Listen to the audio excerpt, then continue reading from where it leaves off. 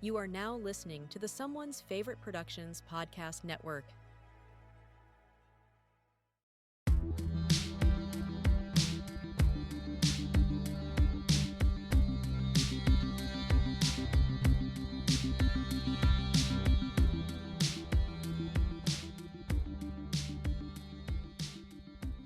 Welcome to They Live by Film, a platform dedicated to bringing you film discussion and interviews from around the world. I am Adam Lundy. I am joined as always by my co-hosts Chris Haskell and Zach Bryant, and we're also joined by a special guest, Aaron West. Oh, I did not mean for that to rhyme. Hello, everyone. My My apologies in name is very easy to rhyme, but hello, thanks for having me. It's an absolute pleasure to have you on Aaron. Just in case people like you're not familiar with you or they haven't like heard your other podcasts and stuff, do you want to just give like a kind of rundown on who you are, what you do, where people can find you? Certainly, yeah. So I've been doing this a while. I guess so. I probably, if anybody knows me, it's likely from the Criterion Now podcast. So that has been, I don't know, 6, 7 years, and I had one called Criterion Close Up before that. Part of the, so I'm a Criterion bro, but been part of Criterion Cast, and then a couple years ago, we started a company called Sin Journeys, which is a lot of fun, and that's something that myself and Jill Blake, if you know Jill, she was on the original Filmstruck, worked at Filmstruck, and has worked at TCM and Netflix and Canopy and a lot of other places. So it's a really great partnership, but it's really just another way for film discussion, and it's a way for us to platform people to teach classes or talk about genres or auteurs. In fact, since we're talking Orson Welles today, a big thing just recently is we added Imogen Sarah Smith to the platform, and actually she did commentaries on, I think, both of the films we're going to talk about. In fact, I just coincidentally I was talking about one of those a couple weeks ago. And then lastly, I'm actually writing a book about A24, which has been very, very interesting and probably not something a lot of people would expect from me. But yeah, it's not just criterions that I'm into. I like all sorts of genres. I like all sorts of film. I just love film, period. And I love new wave movements. So I've kind of been studying those really all my life, I think. And I've seen a lot of connections with A24 as a studio and distributor. Not that they're the Medici's or anything, but I think they've changed film actually, and it's a good way to get through all of some of the best filmmakers, genre or otherwise, from modern times. So I'm really enjoying writing it, and it'll probably have a Kickstarter in January, we think, and yeah, we think we'll have our first draft done probably in a couple months.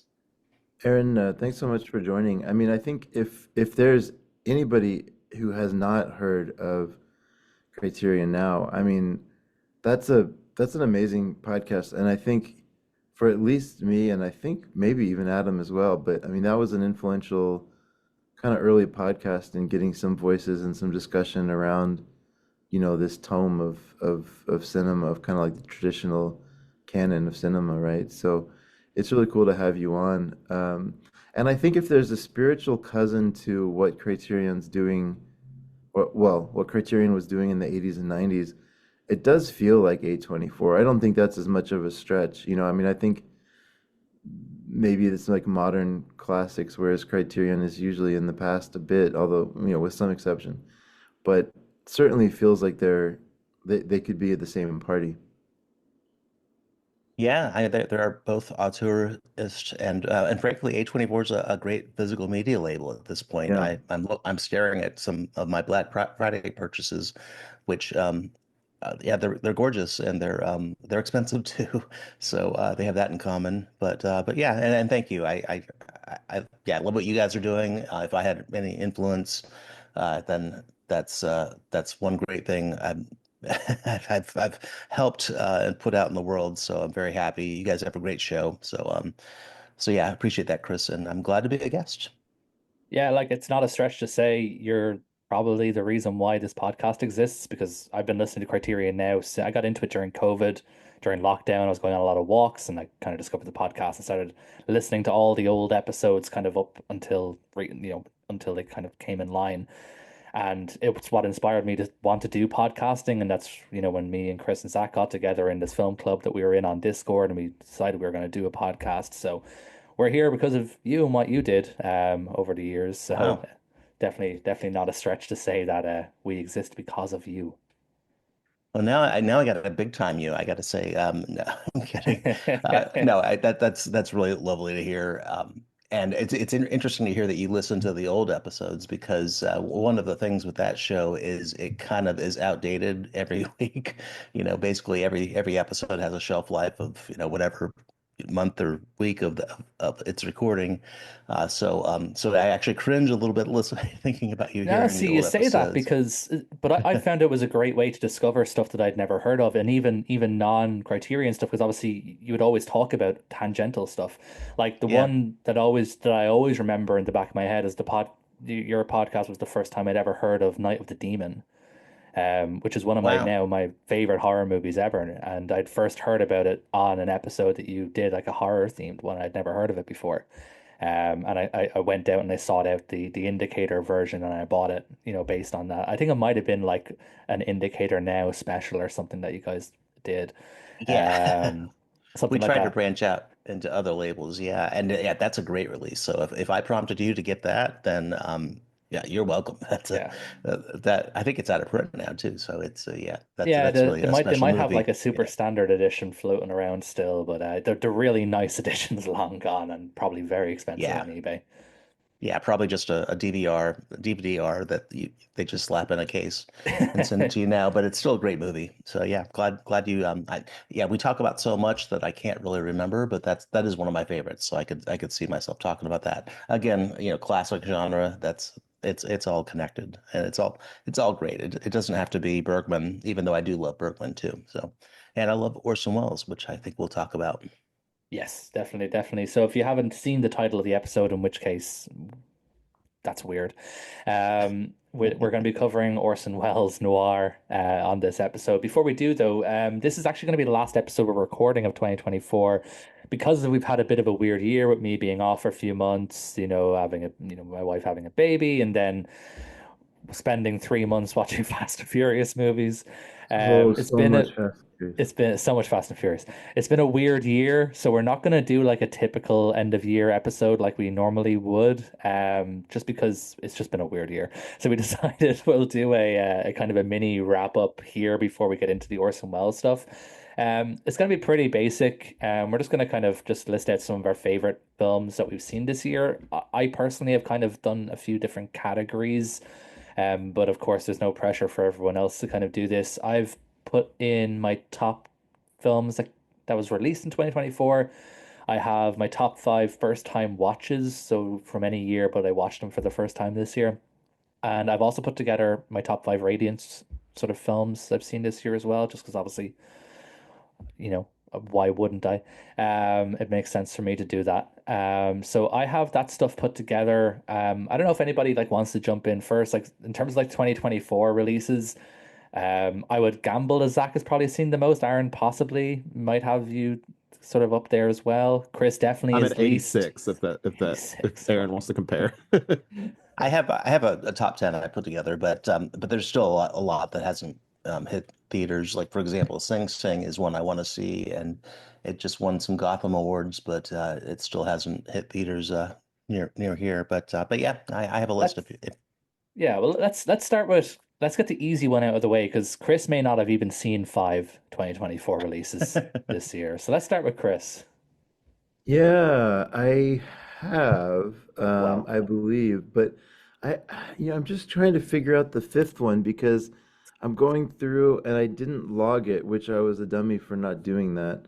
But here's what I've seen this year, and maybe y'all can help me remember the fifth one. I don't know how to rank these. Let me see. I saw Kung Fu Panda 4 because child. Um, and I think that counts as a release from this year, right? I have no Correct. idea. Sweet. Then yeah, then I think I probably should be able to get to five. Um, I have that one tied with Deadpool versus Wolverine or Deadpool and Wolverine or whatever. My I, condolences. I think that That does not say good things about Kung Fu Panda 4. If I was Kung Fu Panda 4's director, I'd be so pissed right now. I think Friend of the Deadpool. podcast. Look, this is gonna make me sound like a some kind of a frat bro or something. But I laughed at Deadpool and Wolverine. Like I mean, the jokes are dumb, but like it's Ryan Reynolds. It's not like he's regressed, I don't think. I mean, it's kind of him doing his thing. Um, it's like his version of Satyricon from Fellini or something, where he has like total What freedom. what an That is the most insane wild statement. comparison I have ever heard. That is insane. I That haven't might seen can it, we do but I next love. year? Can we do top five weirdest like comparisons Chris makes throughout the year? I feel like that needs to be a category. No, just in the sense that like I feel like they didn't have any notes for him, and he was able to just put in whatever he wants. I think the movie's going to be remembered more fondly than it's currently being discussed about. But anyways, we'll see. Um, I have Alien Romulus next, as far as like going from worst to best. I have it at 4 stars. I liked it. I still wish they wouldn't have used kids or teens in an Alien movie. It's just a little pet peeve, but like it's a good movie. I have no notes really on it. Is that Fede Alvarez? It is. It is. Yeah, I like that guy. Very interested to see what he does. I saw his Evil Dead movie as well. Was that 2023 or 24? No, that was like What Evil Dead is 2020, 2013. 2013. He Damn. did. Yeah. If Evil it's Dead after Rise was 20, 2023. if it's after 2010, it all kind of blends together for me. Okay. Then I saw this Dune Part 2. Why is that listed as a 2024? Does Because that it came count? out in Yeah. 2024. It came out in Yeah, it like Oh, did. March. beautiful. Yeah, this is making it easy then. That's 4. And then I didn't log 5, but I swear I've seen Think of one. your plane movies. What's it about? Who was in it? No, no, no, no, it's not. I can't even play that game. I just know that I've seen. Anyways, You know I, that you saw a movie.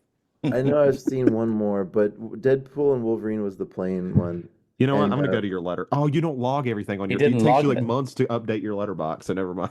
no, Yeah. that's the issue here. But you know what? Let me just do one quick thing. If I took a note, this I won't take more than 10 seconds on this. Let's see. Oh, Black Eyed Susan is number 5. Black Eyed Susan counts as a 2024 release. I could have Um, sat here all day and I would have never guessed that one. So no, no, no. I don't, it's a little bit of a cheat because I don't know how much of a theatrical release it's going to get. But I want to put a plug in for Scooter McCrae. So he got famous for making shot on video movies. When I recorded him with him, he asked not to be called a filmmaker, but called a movie maker because he doesn't shoot on film. Thought it was a clever little play. I haven't heard that before, but Shattered Dead and 16 Tongues are truly like excellent, excellent shot on video movies. Um, and then he got a budget from Vinegar Syndrome. His average budget was around $10,000 for everything, $10 to $15,000 for everything. And then, but Vinegar Syndrome gave him like a real budget and forced him to shoot on 16 millimeter. And Black Eyed Susan it's one of these movies where it's Adam, you would absolutely hate it. Um, Lovely.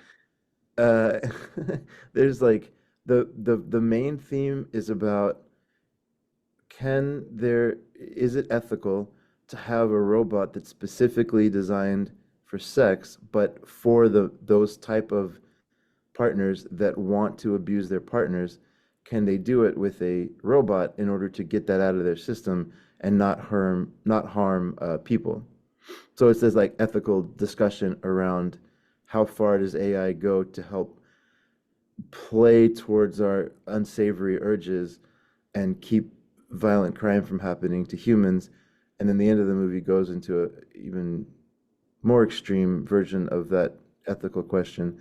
Um, and Scooter is not one to shy away from anything. So yeah, you know, there's some difficult content in it, but he really understands how to frame a shot, and he's a good writer. So I think it's a great one. That's probably my favorite one that I saw this year from 2024. There's no Sort of middle us. ground with you. It's just like the blockbusters or this random fucking film from a filmmaker that nobody What would knows. the What would the middle ground be? Because Weinstein sucks so much, we don't really have. I guess A24 would be like the The, new Weinstein company, the right? the middle ground will be whatever the rest of us now talk about for the next 10 minutes. I was thinking Ex Machina, that's kind of the next generation of that sort of Okay, AI. that's a great. So imagine Ex Machina made by somebody with a lot of sexual depravity. So Weinstein made it. Okay, I think we got there.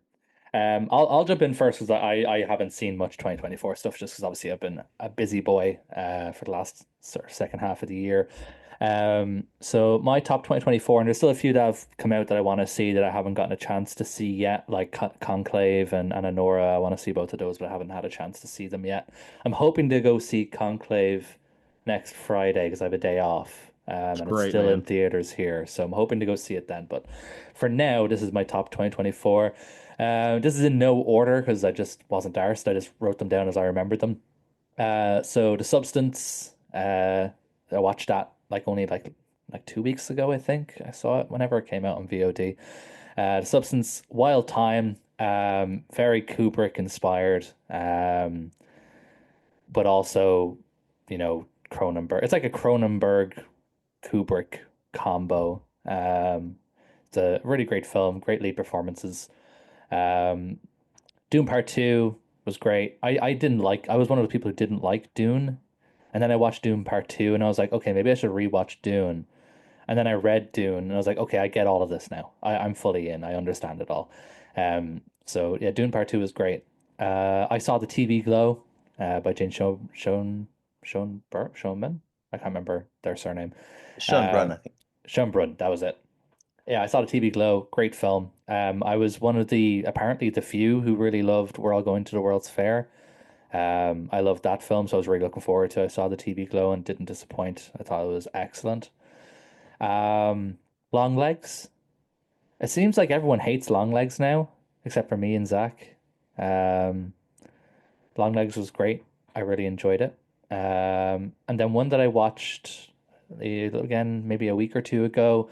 I think it's technically a 2023 release because that's when it came out in festivals, but it got its full release this year, and it's Evil Does Not Exist, which is on the streaming on the Criterion channel. It's a brilliant film. It's by the same director as the guy who did Drive My Car. Um, and I think Zach, you might like it, because it's It's on my basically, list to watch. Yeah. yeah, it's because it's essentially about this kind of blue collar rural community who are being encroached upon by this corporation, but it has just this weird switch at the end, which obviously I won't talk about for spoilers. But it's a really great film. It's really engaging. Like there's like a 40-minute scene where they're having like a town hall meeting, and it's like riveting, and infuriating. So I think it's really good. I think you would like it a lot. And my 2024 nomination for the most fun film. So it may not be the best film, but it's the most fun film of the year. And it was the last film I saw in theaters before my daughter was born. I saw it about 2 weeks before my daughter was born. And that is Godzilla X Kong, The New Empire. 5 stars, Good no pick. notes, 10 out of 10. The most fun film of the year. You guys know I'm a Godzilla guy. I like to have fun. This movie features Godzilla suplexing King Kong into the pyramids, and that to me is cinema. That's all, that's what the movies are all about. So Godzilla If X Kong: The New Empire, 10 out of 10, no Bergman had a notes. similar shot in Hour of the Wolf, if I He remember did. right. I believe it's actually a homage Yeah. to Hour of the I think it's in Wolf. Persona, actually. Yeah. Yes, Persona. yes. I always get them mixed up. But yes. Same movie. Cool. Zach, Aaron, which wants to go next? I can go if Aaron wants to finish up with Sure. his part. I'll anchor it. So I'm gonna go ahead because I separated mine between like my five top horror films of 2024 and non-horror films of 2024. So I'm gonna do the non-horror one first. I feel like it's the one that might be less interesting anyway. So number five, I surprisingly have Gladiator 2. Really didn't have I had decent expectations for it. I thought it would at least be fun. I like kind of how weird some late Ridley Scott stuff has been. But Gladiator 2 is way better than I expected it to be. It's they went the whole Greek tragedy like play sort of thing. It's got dope fights. I mean, we're fighting like rowboats in the Colosseum. Great time. For number four, I have Last Stop in Yuma County. I'm a huge fan of Jim Cummings as a director and an actor. He didn't direct this one, but he plays a. I want to recommend this one mostly to you, Adam, because I think you'll really like it. I think did we talk about it already? We I feel did, like we yeah. I did. have it on my watch list because it was in our Discord. You mentioned it, and I have it watch Yeah, listed. yeah. So essentially, it's like this guy. He's a knife salesman. He goes in this diner, and it starts getting robbed by the guy who killed Batman's parents, as you pointed out. And it kind of has this Tarantino thing going on, but I actually think it's probably a bit like smarter in the script.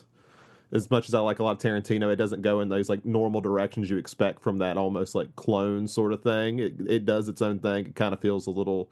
It does its homages, I think, a little bit more subtly, or at least a little bit better.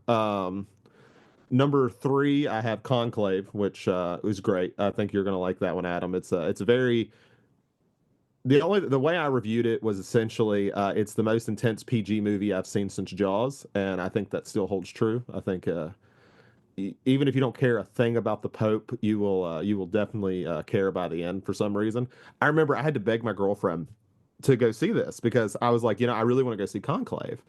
And she just said, "Yeah, we can go see it, I guess." And she kept putting it off, like, "Well, we don't have to go to the movies this week." And I was like, "Okay, but if we go to the movies, finally," I was like, "We're gonna go see Conclave." And so she agreed. And then, like halfway through the movie, she goes over to me like, "This is way more intense than I thought it was gonna be." I was like, "I told you it was gonna be good." So Conclave is great. It's which the best part of that was because theaters do like rated trailer packages. Before Conclave, there's like trailers for like Dog Man, which I just think is hilarious. Like it's nothing but like kids animated movies, and then it's like not a single person here cares about any of that, but that's fine. Um, Number two is Horizon, the American Saga Chapter One. God, that's a mouthful of a title. Horizon One. Um, Great Western. I am really sad like that it did not make all that much money. I'm hoping it's done well on streaming. I really hope Chapter Two comes out at some point next year, and that he gets to make Chapter Three and Four. It's very slow. It feels very it's not it doesn't feel like a spaghetti western. It has like the violence and the the blood of maybe that, but a lot of it is set into like an old American Western sort of thing. It's a little bit slower. It's a little bit more melodramatic. It's very long. Adam, you'll hate this. I think it's like 3 hours long. So it's a super Pass. long movie. It's gonna be it's gonna be Lord of the Rings length by the time this is over if he gets to film it all. But it's a great setup. Like you can kind of see where the pieces are falling, but I think that may have been what kind of dissuaded a lot of people was I'm not gonna say not a lot happens, but you're not gonna get a lot of resolution this early on, and but either way, it's a great movie. I'm like I said, hopefully we'll get some type of conclusion before it's all over. And then my number one non-horror film of 2024 is Furiosa. It's a Mad Max movie, so yeah, that's awesome. Furiosa is great. Yeah, Furiosa was just outside my top five. Well, six, I guess, but God said I that. forgot you had seen it. For some reason, I hadn't thought you'd seen it yet. Yeah. See, and I think we had this discussion when it came out. I'm not a big I've never seen any of the original Mad Maxes. Like the only Mad Max content I've seen is Fury Road and now Furiosa. So, I'm just not. It doesn't do much for me. I like watching. Like, yeah, it's a good movie, but like, I don't love it, right? Because I don't have that connection to the series or anything. For what it's worth, I didn't like Furiosa, and in fact, I sent Ryan my copy, so enjoy it, Ryan. Yeah, I mean, with Horizon, I'm actually I wouldn't call myself a Kevin Costner apologist, but I would say I think he's a little I think he gets hated on a little bit too much. I actually like his Wyatt Earp, and I even like Dances with Wolves, which is nowadays kind of an I unpopular like Dances with opinion. Wolves. Yeah, so I'm looking forward to Horizon. The thing is, I don't like part ones, so I don't know if when he plans to or if he's going to, like you said, release part two. But I kind of want to see him, at the same time. Same with Wicked. It's why do I want to see half a movie? But Anyway, Wait, well, I have this is a funny take. So, just as a principle, you don't like, is it you don't like being titillated? Like you, what's the, or are you saying that like if you're gonna sit down to watch a part one, you want part two to be right there? well, it's yeah, it's not that not that snooty because I did watch Dune Part One to Adam's point and Dune Part Two, but I guess they were both filmed at the same time, so I kind of think kind of like maybe Fanny and Alexander. Speaking of Bergman, if I wouldn't want to watch the first two parts and then three parts later. It kind of just and with Wicked, it sounds like of course we all know The Wizard of Oz, and many people know the Broadway play. It sounds like they kind of stop at a climactic part of the film, but not the climactic part of the film. So I was just kind of hoping that I could watch both of those together, but maybe not. I will check out Horizon. I think it's on Hulu, right? Max had it originally. It might be on Hulu now, but Max had it originally. Okay. Yeah, and I think it's worth watching. I kind of like it's interesting to see like a lot of the criticism for Costner for like trying to make this movie. I was like, I don't know, I kind of like that much ambition like from a director. Like Costner hasn't made a lot, but for him to sit there since like the 80s and say, I want to do this like massive story and people are just like shitting on him for doing it. I'm like, that's so wild to me. Like, yeah, I mean, financially, it's not a smart, maybe not a smart decision, but I don't necessarily watch a movie because it makes smart financial decisions. No, certainly not. Well, I guess I'll go. Now I have a running top 10, and I'll just kind of shout out the lower five is and there's still plenty I haven't seen. So Conclave, for example, I'm looking forward to that 4K. I think that's coming out in a month or so.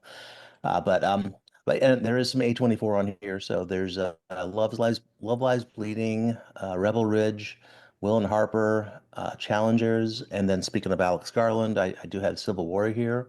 I know a lot of people didn't like that one for or had quibbles with it for various reasons. I kind of appreciated it, and I'm actually about to rewatch it. Then my top five is I think this might make a couple of you happy. Well, first off, there's Dune 2, which I'm surprised I have it as low as five because I saw that theatrical in IMAX, and that's just a great experience. It felt like kind of like watching a Tarkovsky meets Jim Cameron, and I was like that. It's amazing that this movie exists and is this sensational. So I really loved it.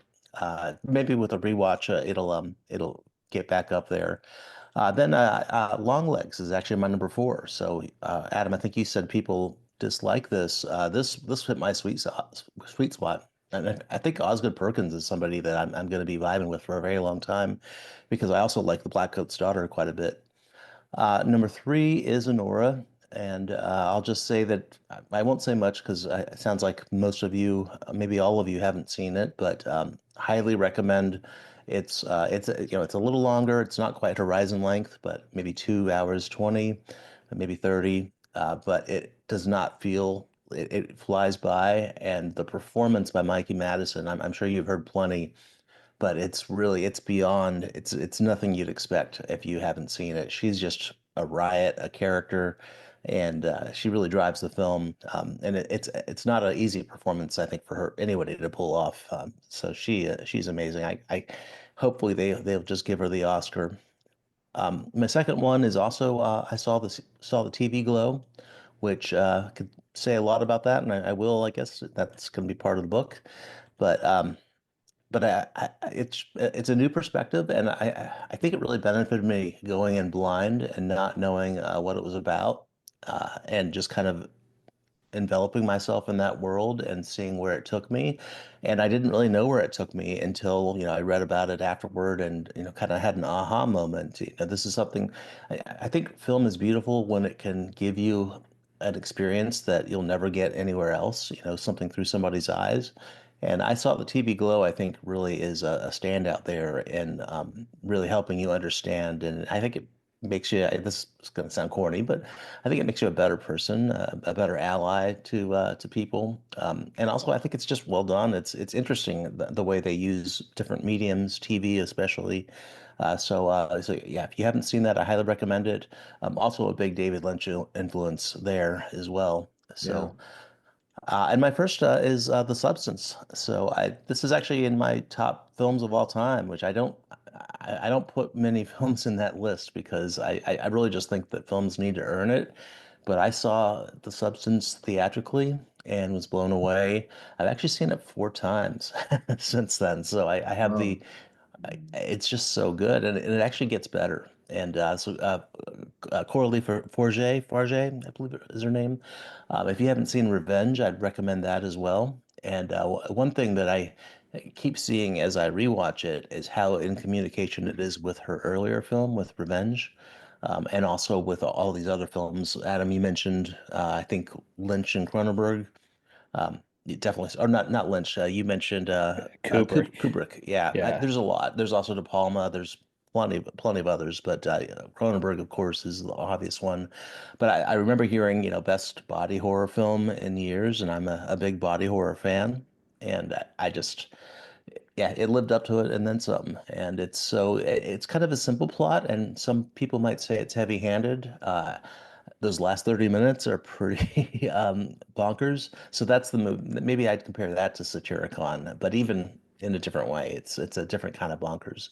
But it makes quite an interesting statement about just how Hollywood and just being female in the world. That again, different perspective that I can't really understand, and they shared that through film. That pull to become more glamorous, more presentable, and to really not age is really the central theme there. I think Demi Moore and Margaret Qualley were great, but especially Moore because she is part of that. She is that part, and her celebrity, her career is she brings that to the film and to the performance. So it's actually kind of a brave performance too in a lot of ways. So yeah, Substance is to me a masterpiece, and it sounds like it's going to get awards attention. These kind of films don't usually make Best Picture lists, but I think if there's any justice, this will. It's a great film. Honestly, I did want to, because you're talking about awards. I know Demi Moore is probably going to get at least some attention there. And it's been like a ridiculously good year for like actresses in horror and everything. There's so many great performances this year, but if she at least gets it, I'll be happy. Hmm. And also shout out for Rebel Ridge. That movie's great. I wish more people has seen it. It's fun. It's not when you read the premise, you wouldn't think, oh, that sounds like a fun movie, but it really is a great action film. Interesting premise. It's a very now a 2024 movie. You couldn't really make this 5 years ago, but yeah, I think it really works. And I forget his name. He also is an Aaron. I forget his last name. Mid-sized sedan, yeah. Yeah, yeah, um, yeah. Great performance there too. Definitely an action star in the making. So for the next part, then we'll kind of just go back the other way. Aaron, I don't know if you have any like first time watches this year that were like non-2024 that you want to give a shout out to. Yeah, I actually do. Cool. Well, a couple of them I'd seen before, but so they're more reevaluations. Okay. So the first one I'll mention is called Slow West, which has nothing to do with my name, although sometimes people might accuse me of being a little slow sometimes. that's your But biography title. that is, yeah. So this is one of those A24 films that kind of came out. I think it was 2015, 2016. Uh, from I forget the director's name. I think it's McLeod. But he was the founder and I think the creative force behind the Beta Band, if you know them Oh wow. from yeah, if you've seen High Fidelity, you'd recognize one of their songs.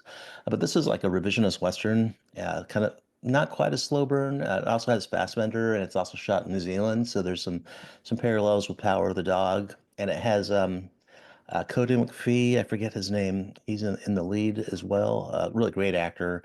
So I think this one kind of got slept on, and then the filmmaker hasn't made anything since. So it's been almost 10 years. So this was a quite a discovery for me. Probably my favorite of the new A24 films to me that I've seen this year. And then a reevaluation was Bound. That came, of course, Criterion.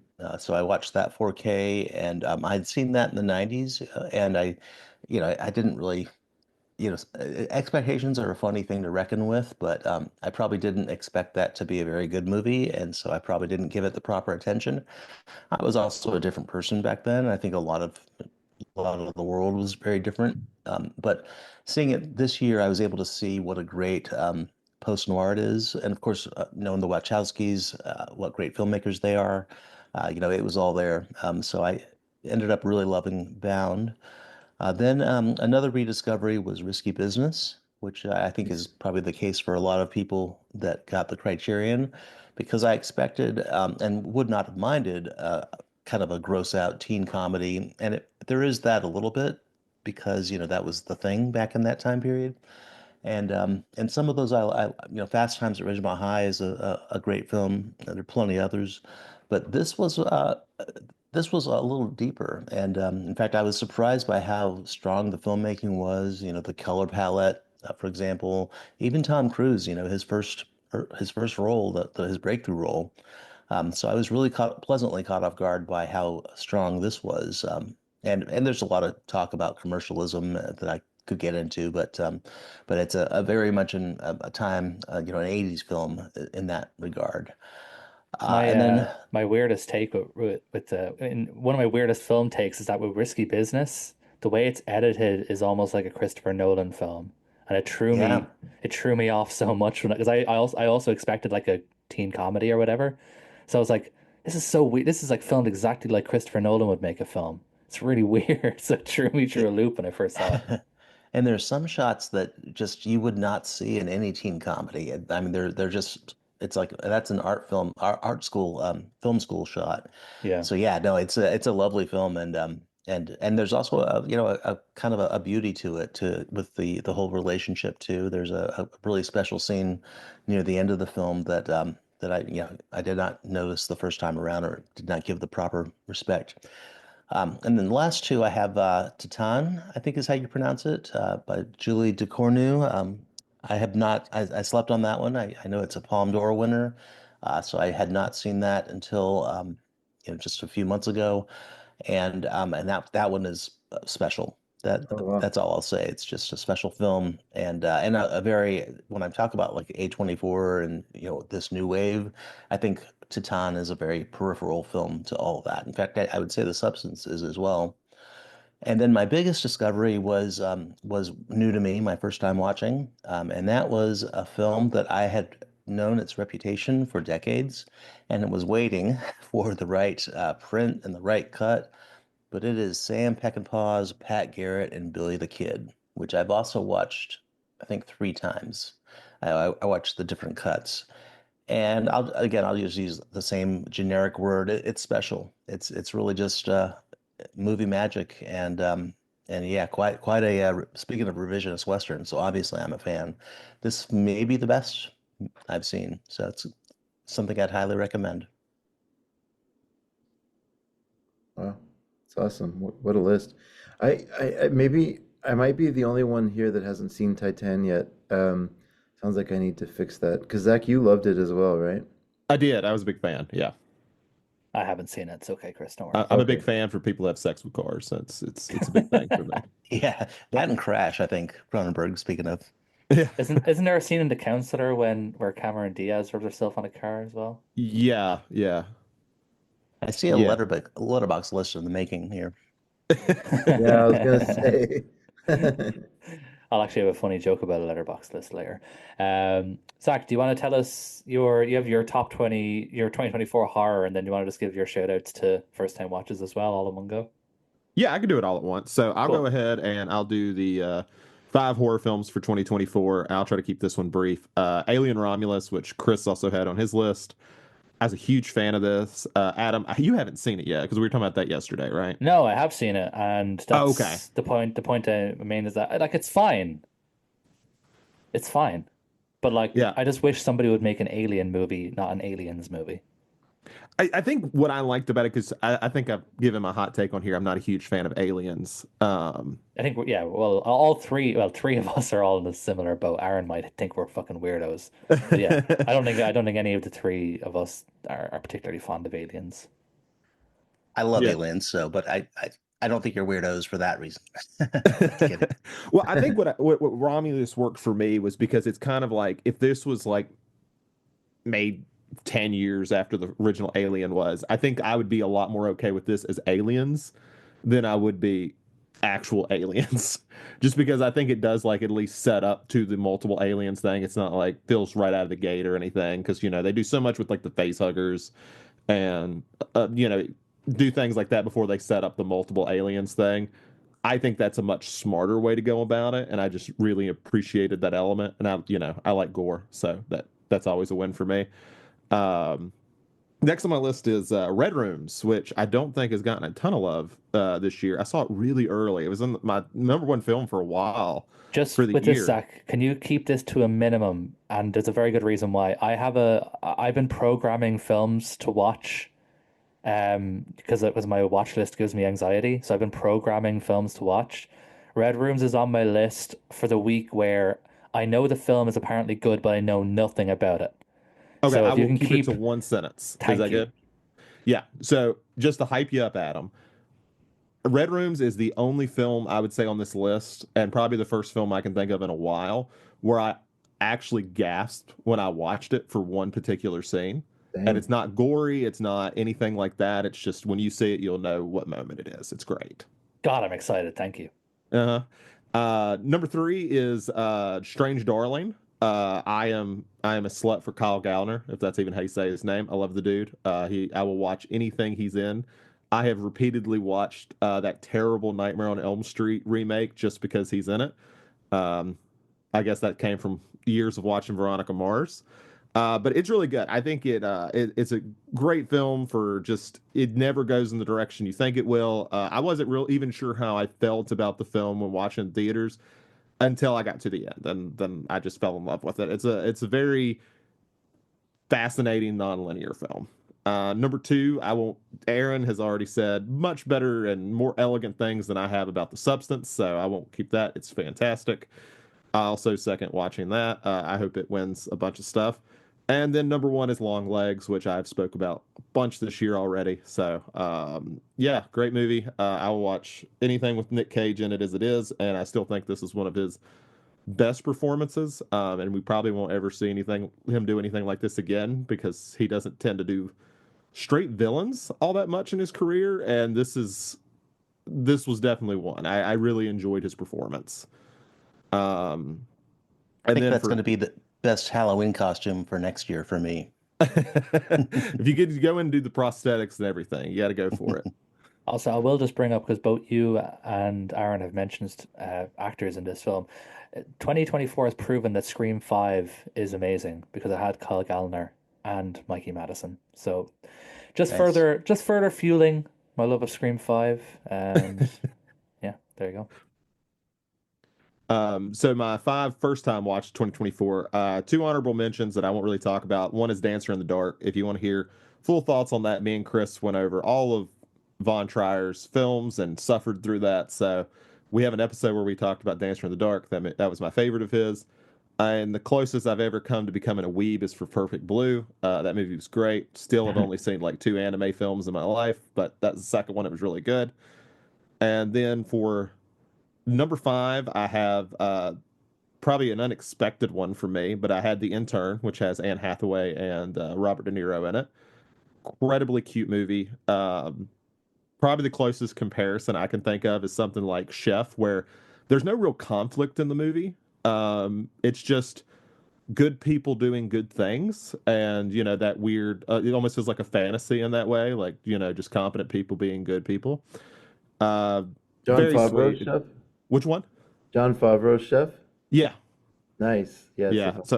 So I really enjoyed The Intern a lot more than I thought I would.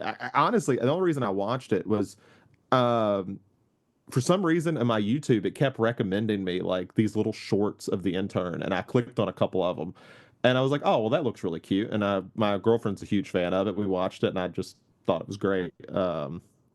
For number four, we're gonna go with really, really show how terrible my taste is. I'm gonna go with Michael Bay film Pain and Gain, which is a better Wolf of Wall Street. I'll stick to that. It's better. It's Dang. awesome. I would say it might be Bay's best film. And Better then than, you liked it better than Avatar? I'm going to move on to number three. Number three is Deja Vu, which we were just talking. Some people were just talking about in the Discord. Deja Vu to me is like if Christopher Nolan made a lower budget film that had a lot of heart to it, like tried to pull like the same emotions he did from Interstellar. Deja Vu is awesome. It's I think Tony Scott's best film, at least the ones I've seen. I'm still missing a few. And Denzel's great in it. Jesus, the guy who played Jesus Christ, and it's pretty good. John Caviezel, is that how you Jim say his last name? Caviezel. Yeah, Jim Caviezel. There we go. He's good in it. Real creepy dude. It works for him. Number two is Red Rock West, which had a big release. Was it this year for Yeah. Vinegar Syndrome's thing? Yeah, cinematograph release. Yeah. Yeah, great movie. So, I had to get two Nick Cage ones on here. Uh, Neo Noir that has Dennis Hopper in it as well. So Adam, obvious recommendation for you if you haven't seen it yet, right?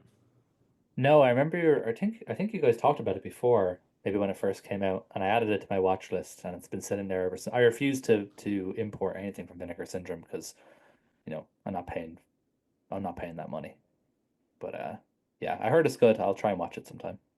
I found it for free on Vimeo if that helps. You're old school, man. I love Yeah, that. like you just put in full movie and like, damn, it's on Vimeo. Let me just put my ad blocker on because it's unwatchable if you don't do that. Nice. And then I guess I'll steal a little bit of lightning from Aaron here, and I will also choose Pat Garrett and Billy the Kid, which was phenomenal. Nice. It's great. Nice. I'll get mine out of the way. I'm gonna just get some Radiant stuff out of the way just because this could all have been like my top five first time watches. Because they're all fantastic films. Um, so again, no particular order. Bandits of Orgosolo, which is a Vittorio De Seta film. I'd seen his shorts many years ago on the Criterion Channel, fell in love with them, and then when they put out this feature film by him, I was, you know, really looking forward to it, and it lived up to the hype. Amazing film if you like Italian neorealism. It's a great film. Two films that star Gian Maria Volante. We have We Still Kill the Old Way, which me and Chris talked about on the Radiance podcast a couple of months ago. Amazing kind of mafia neo noir film. Excellent film. One of the best scripts from a film I've seen this year. One that came out very recently from Radiance, literally only came out last month. Slap the Monster on page one. Excellent film. Volante plays a villainous role here as a sort of a head of a right wing newspaper that uses a murder to kind of help push political ideologies. It's an infuriating film to watch just because of how relevant it still is today. There's very little you would need to change this film to bring it up to 2024. It's a really great film, and incredible performance from Volante as well.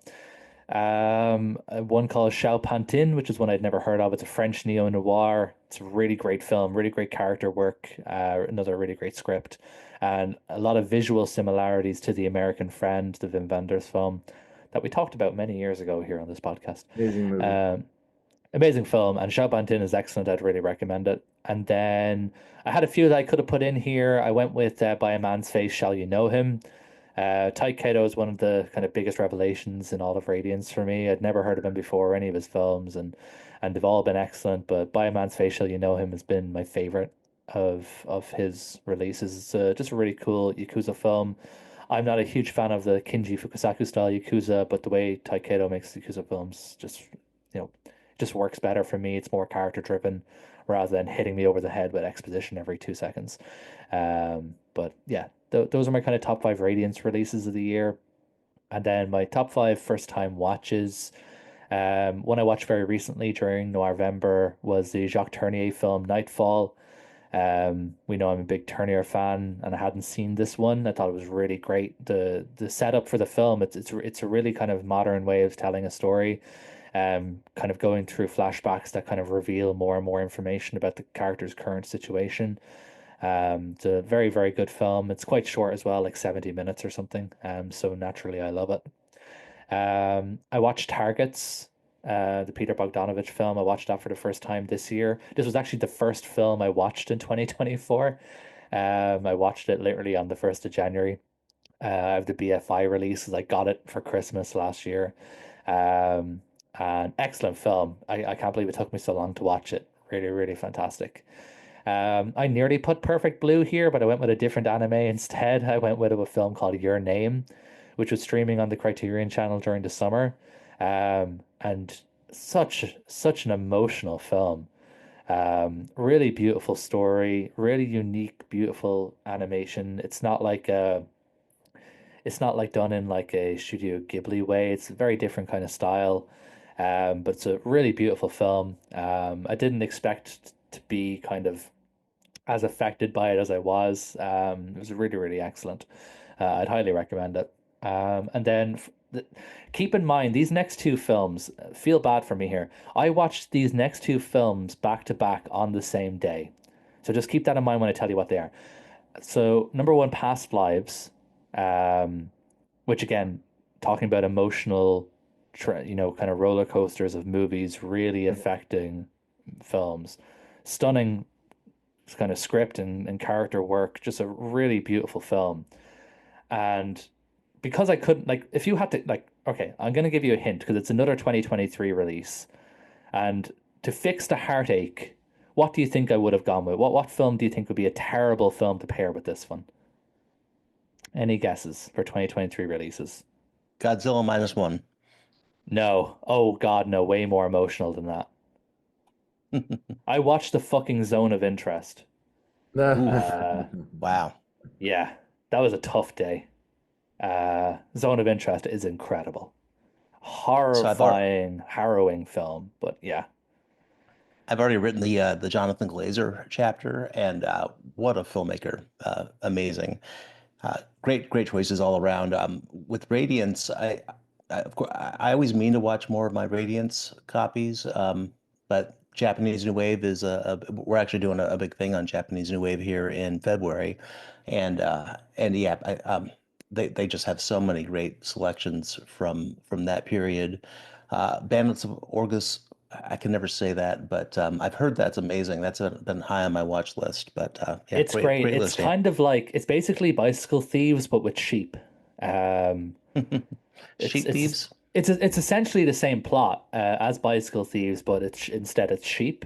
But it's a beautiful film. As I think it was made in Sicily.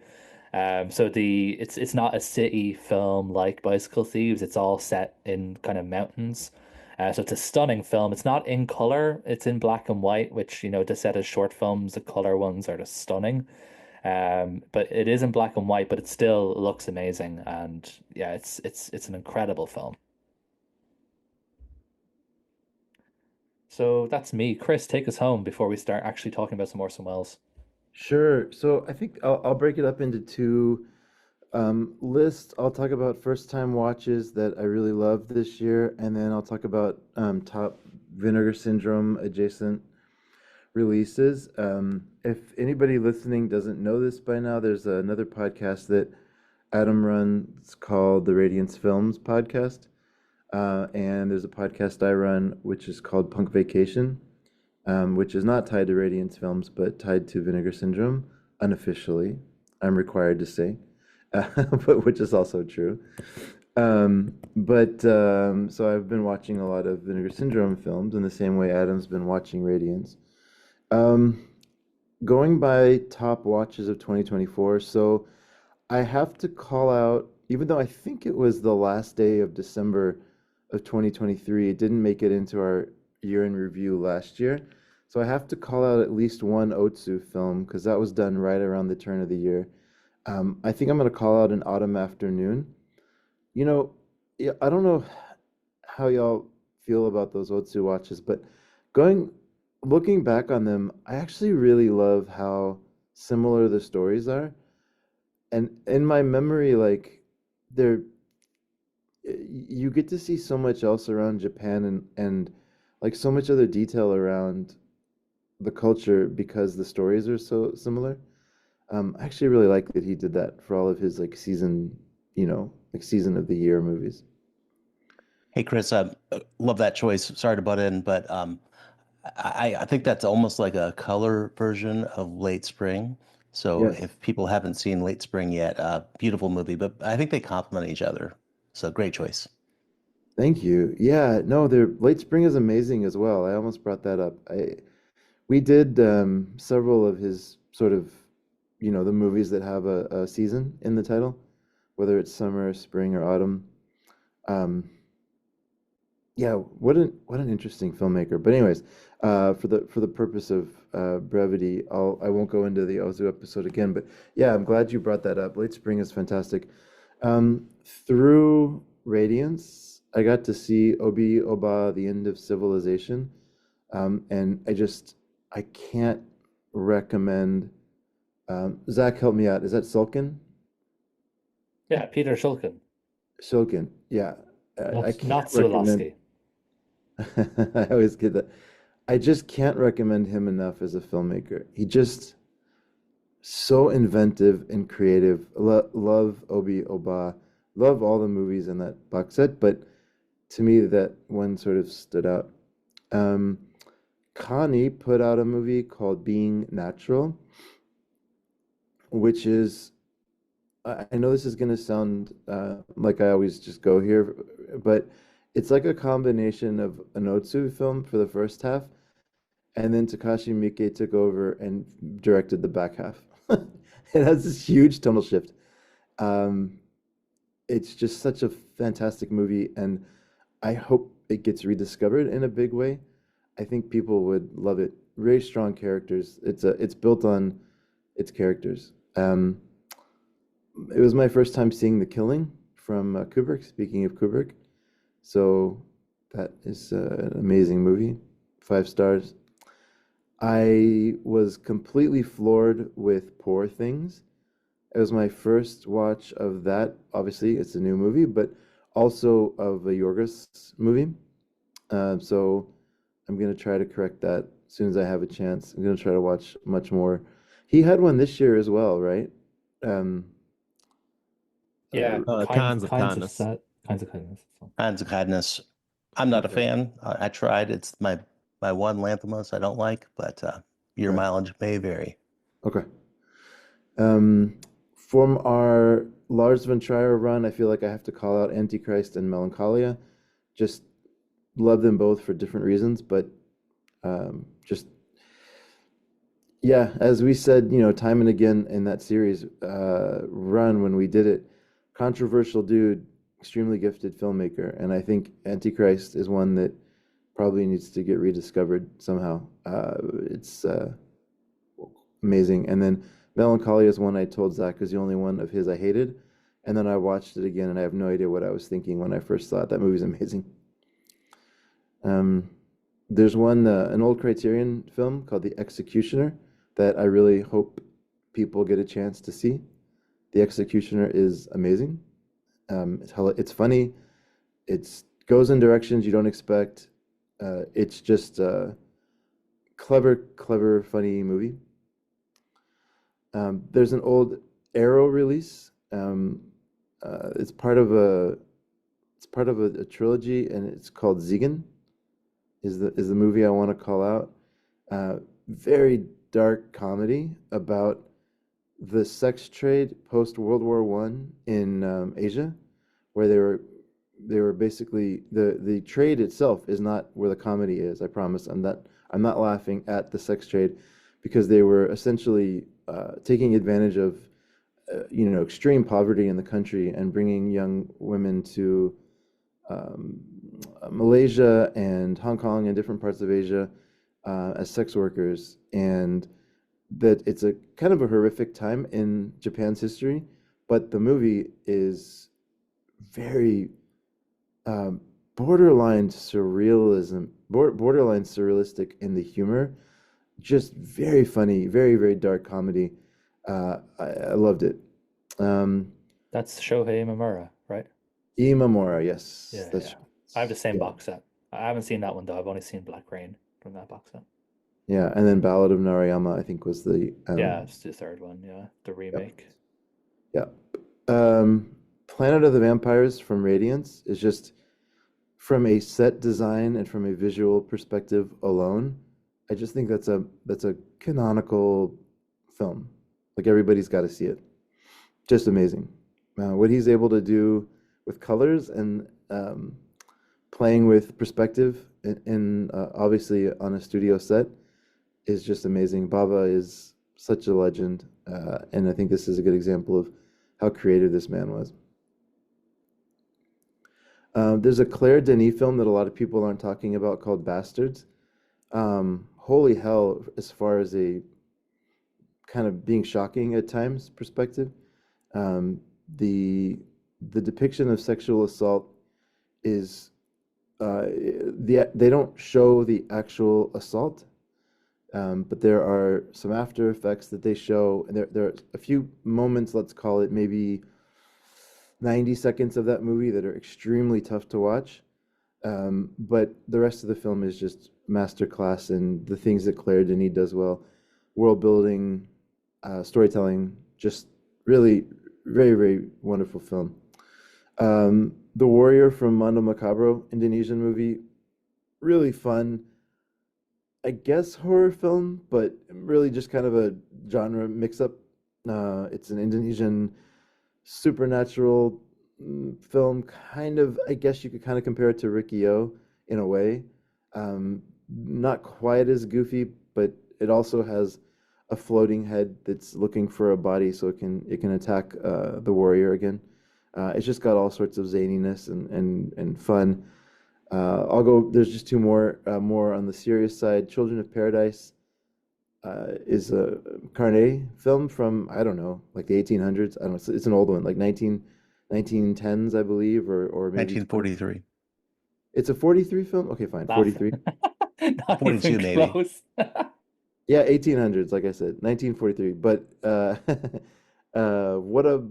what an amazing piece of storytelling. I was hooked completely from the first scene, probably on the strength of characters and dialogue alone, but visually it's also fun. And then Cairo Station is a filmmaker that I don't think gets enough love. The Egyptian gentleman, and I'm sorry I don't have his name right in front of me. Um, but if any of y'all know it, you can jump in. But it's just Cairo Station is one of these ones that I think is on the canon for a reason. It's extremely transgressive and progressive for Egypt in the 50s. I can't believe this movie came out then.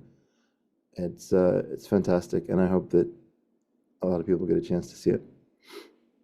Those are most of my 5 stars where I saw them for the first time this year. Um, I'll be very quick on the Vinegar Syndrome stuff. I'm just gonna say these are all movies that are either, let's see, there's one that's a partner label, which I'll get out of the way. So we talk a lot about Cat 3 films, that Hong Kong version of kind of an NC-17 film. There's one that's like a ode to Cat 3 that came out in the 90s called Viva l'Amour, that I hope everybody gets a chance to watch. It's about the people that make a decision to go direct and act in Cat 3 movies and sort of how it hurts their careers. But it's a very sweet film and a very funny film, and it's a very much like the type of movie where there's good no matter what you do, as long as you kind of dedicate yourself to it, you'll come out ahead, you'll win. But it's done with a ton of nudity and a ton of really fun humor. So Viva l'Amour is a great one. Vinegar Syndrome, I guess like mainline. Let's see, what's the best way to do this? I'll just go quickly through this list because I've already taken probably a little bit too much time, but there's just 1, 2, 3, 6 movies that I have to call out. So The Telephone Book, I've said it a couple times. I probably would call that my find of the year overall.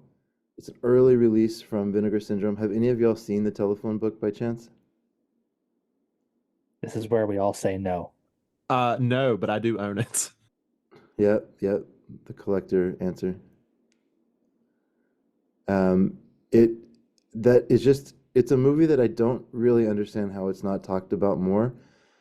I think it's because it has a picture of a an old classic, telephone that you'd have like on a in a house in the 80s where it has a wire attached, and it's like a that that phone that you would put up to your ear as opposed to a cell phone, and they make it look like a penis with balls attached on the cover, and it probably just gets overlooked as like a dirty comedy movie. And if you dig in one level deeper and find out it's about uh, a predator of sorts he was just using the phone book to call people up and try to get into try to force them into phone sex, even though he's just calling random numbers. Probably doesn't seem like a movie that would be worth watching.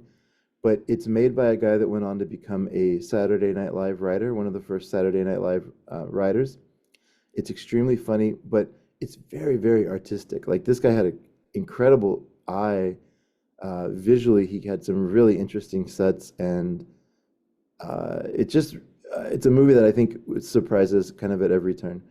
It's very good. Another one which probably sounds like it would be horrible, but is actually very funny is called A Chinese Torture Chamber Story.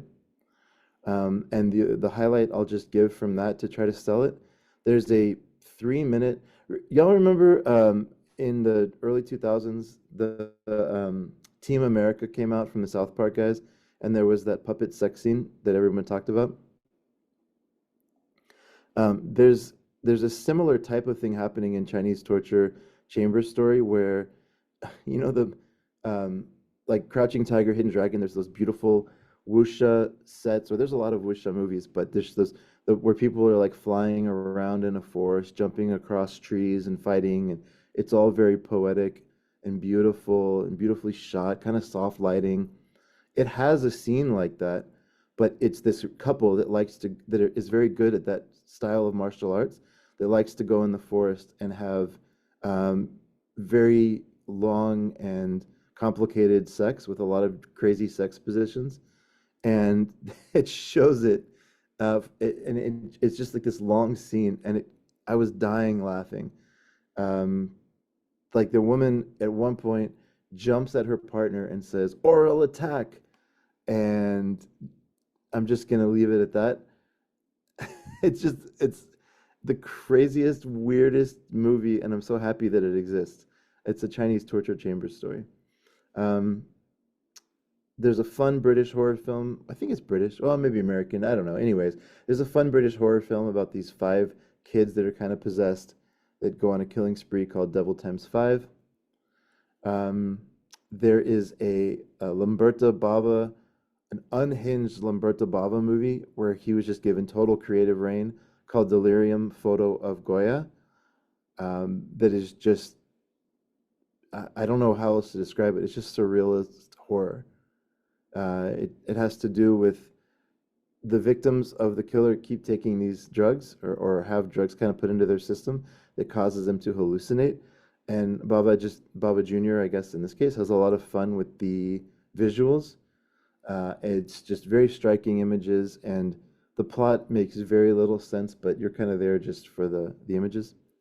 Um, there's another one in that category called Obsession, Taste for Fear, and Mystère, which are both part of the Forgotten Jolly #7 set that just came out.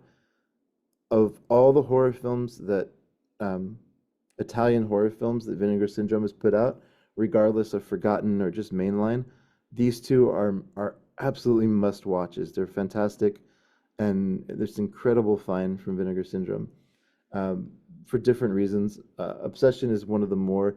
It almost feels like a Brian De Palma film mixed with like Andy Warhol. Just the whole thing is just visual, beautiful, bright whites, modern fashion art, where there's a killer going around, and Mystère is more of a typical Jolly, except that it has Carol Bouquet being her most Carol Bouquet. She acts a lot like the movie where she's in the Buñuel film that she's in. She acts very similar to that role, but she's great in it. And then the last one I'll call out is Vinegar Syndrome forced me to watch a Polanski movie, and I hated them for it. First of all, for doing it, but also because I love The Tenant. The Tenant is it's just a great movie, and it's a movie that you think about long after you watch it. And yeah, I hate to say it's a must see because I haven't fully reconciled with how I feel about watching supporting Polanski, but um, The Tenant is amazing. So sorry for that longer segment, but there was just so many good movies this year. This was half the list I wanted to talk about. Roman Polanski, foe of the podcast. Um, Cool. Yeah, we spent a lot of time on this. Let's talk about some Orson Welles, I think. Might We've as been well. here. We've been here for a while now. So yeah, obviously this episode is titled Orson Welles Noir. Obviously it's no longer Noirvember. We are in December, but because we were forced to watch some film about some blind guy with swords, I don't know, something like that. We were forced to watch some blind guy with swords last month. I said I have to fix that, and we have to watch some noir. Um, so I picked two Orson Welles films that are probably his most noirish, especially the second one we're going to talk about today. But the first one we're going to talk about came out in 1947. It is called The Lady from Shanghai. To give the description from Letterboxd, a romantic drifter gets caught between a corrupt tycoon and his voluptuous wife. I always love the use of the word voluptuous. And there probably is no better word for describing Rita Hayworth in general. Um, so, as far as I'm aware, this was not a first time watch for any of us here. Is that right? If I'm remembering that correctly? Yeah, I'd seen it on Turner Classic when I was a kid, so it's been a while, but Yeah, Okay, yes. not so a first watch then. basically a first watch, I guess. Okay. I had seen this many years ago and I didn't remember loving it. So it was I had kind of picked it more out of necessity, I guess, because I couldn't think of a better film to pair it with. And ironically, I ended up seeing The Stranger last week, which might have been a better choice to go with it, but that's notwithstanding. But later, The Lady from Shanghai, I did like it a lot more this time. It's a bit of I guess, a bit of a messy film in a Yeah. sense where we do spend a good chunk of it kind of wondering what the main plot is. It's Yeah, but when the main plot does kick in, I do think it's fun. I suppose it's fun in general, but it takes a little bit of time for it to kick in. But um, it's an interesting film in that it's messy, but it is also, I guess, for me anyway, I found it kind of fun and engaging the whole way through. Yeah, I mean, I think the movie to me is in two halves, right? I always struggle with the first half of this film because it's just it doesn't it's weird. It's almost like an Antonioni movie in a way. It's just like, but but you don't know where he's going. It's just this random story about a ship worker who gets caught into this plot, and but he's a world traveler, and yeah, he has this affair with someone. You can't tell I don't know. It just gets so messy. But then I think it at some point it kind of like finds itself and tightens up. And the second half I love. Thank God it's better than Blow Up. Hey, hey, hey, hey, hey, Ouch. hey, hey, hey, hey, hey. Can I I'm just say gonna be actually before we go playing further? tennis. Go ahead, Adam. I was gonna say Orson Welles' accent is terrible. Sorry, I just needed to get that out of the way. Yes, yes, So I yes, was yes. wondering, I'm not Irish or English, have worked with some Irish people, but it is jarring to hear that accent. Takes some getting used to. But of course, Wells is a great actor. I think, I hope that once you get used to it, you get acclimated to his performance. Yeah, I kind of agree, Chris, with the first half. It's a little bizarre, and of course, if you know a lot about the film, Hayworth and they were married and Mm, I think recently divorced, if I recall. I've studied the film, but it's been a little while, and so the dynamic between them, I think, actually works better because of that, because there is kind of a wall between them, and that helps yeah, with the plot. Then the second half, I think, is really magnificent. Now, of course, you don't need me to tell you that Orson Welles had his problems with studios and barely. I'm sure we'll get into more of this with Touch of Evil, but barely had his way of doing things, and that was certainly the case here. So I don't know if you could really call it an Orson Welles film, but the thing is, he did shoot some great sequences, and the film shines just despite all the what the studio did. But the ending is classic. In fact, I was on the Force 5 podcast and we were talking about best San Francisco films. And this film is not always in San Francisco. I think it's only towards the end. I think a Yeah. lot of the time it's in like Sausalito or somewhere elsewhere, but and sometimes just out in the ocean.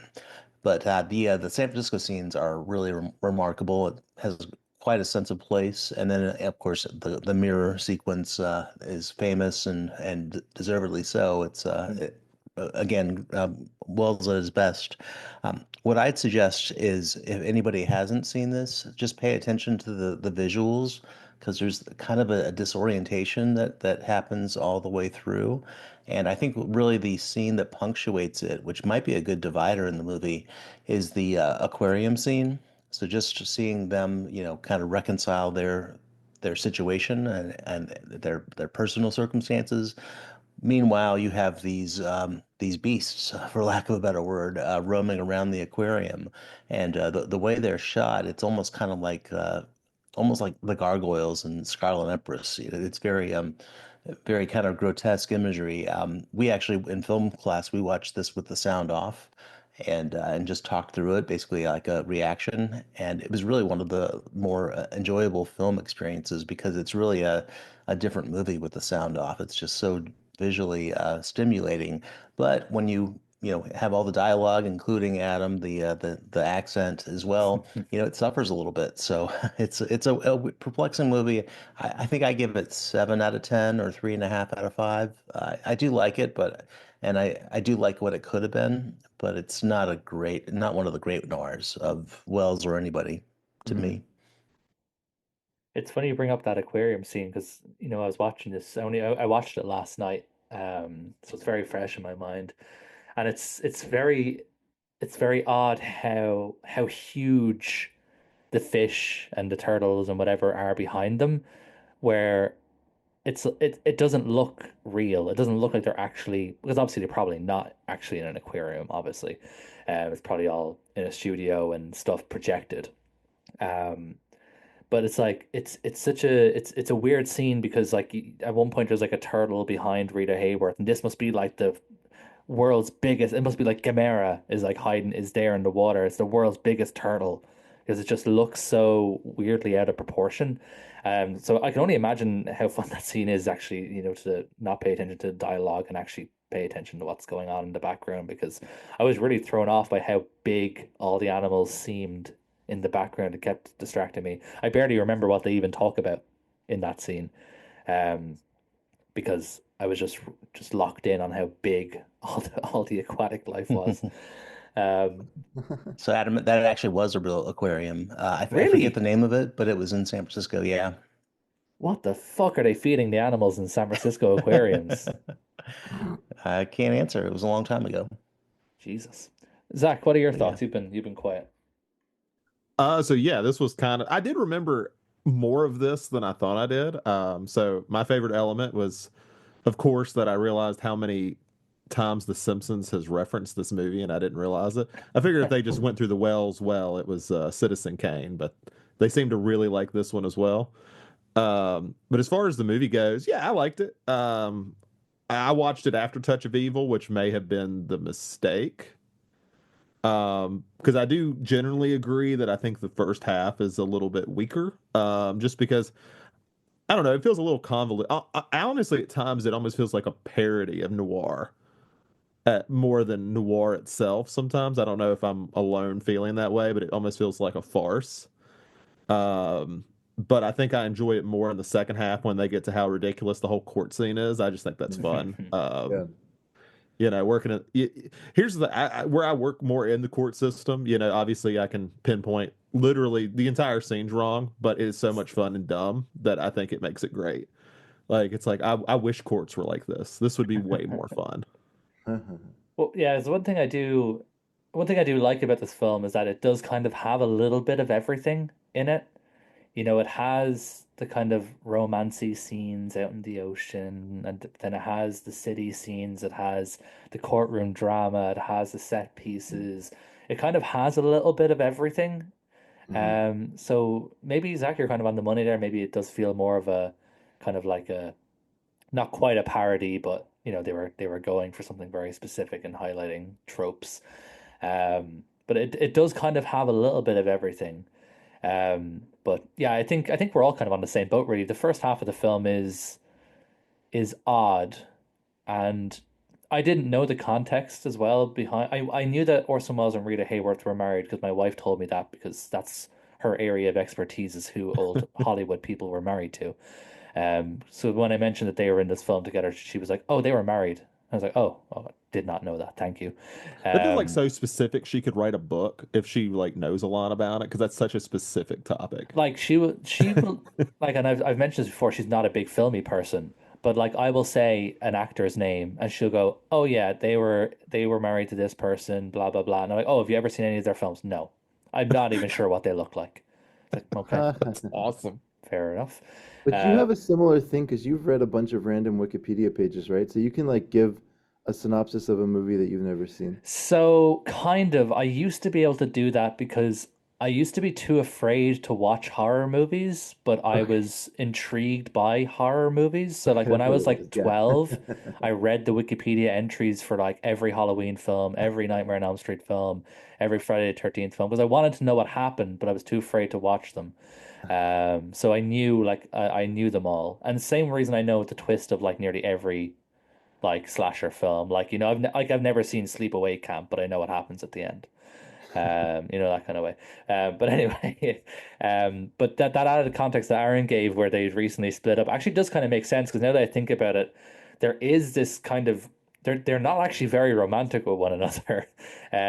Apparently they're supposed to be like having this affair and wanting each other, but like there's not actually that many scenes of them having this kind of moment of romance or adoration or whatever. And I guess maybe the plot kind of lends itself to that because they have to kind of be secretive about everything, but because they're on her husband's boat, um, the poor husband. And Adam, I might have been mistaken. I know that it's been a while since I watched this. I think that they split up after this film was released, so they were on the outs. Your wife might know better, but I'll have to yeah, consult the boss. you can tell that there is some friction there. Whether that's intended, just through the filmmaking, who knows? Maybe this is what the straw that broke the camel's back, as they say. So, And I but suppose yeah, as yeah, well, if weird we dynamic. it does kind of make sense actually when you think about the context at the end of the film. I guess we'll kind of get a little bit into spoiler territory here. So just a word out to the listeners if you haven't seen it. Um, like this film has like with film noir, everyone knows the film noir of the femme fatale, and despite this film having a leading lady, I had never seen her as a femme fatale, but obviously towards the end of the film, it is revealed that she is essentially a femme fatale, and she's been kind of orchestrating this. And I can't remember, despite me watching it last night, I can't remember if it's made abundantly clear as to whether she actually did have any attraction to Orson Welles' character or whether he was just a pawn the whole way through. Um, but once you kind of know the end of the film and you know her intentions, which are not made very clear until the end, it does kind of make sense why they have maybe that little bit of there's that just that little bit of kind of weird friction between them because maybe she actually isn't really actually attracted to him and he is just a pawn to her. So once you kind of know the end of the film, maybe that does make a bit more sense to the story.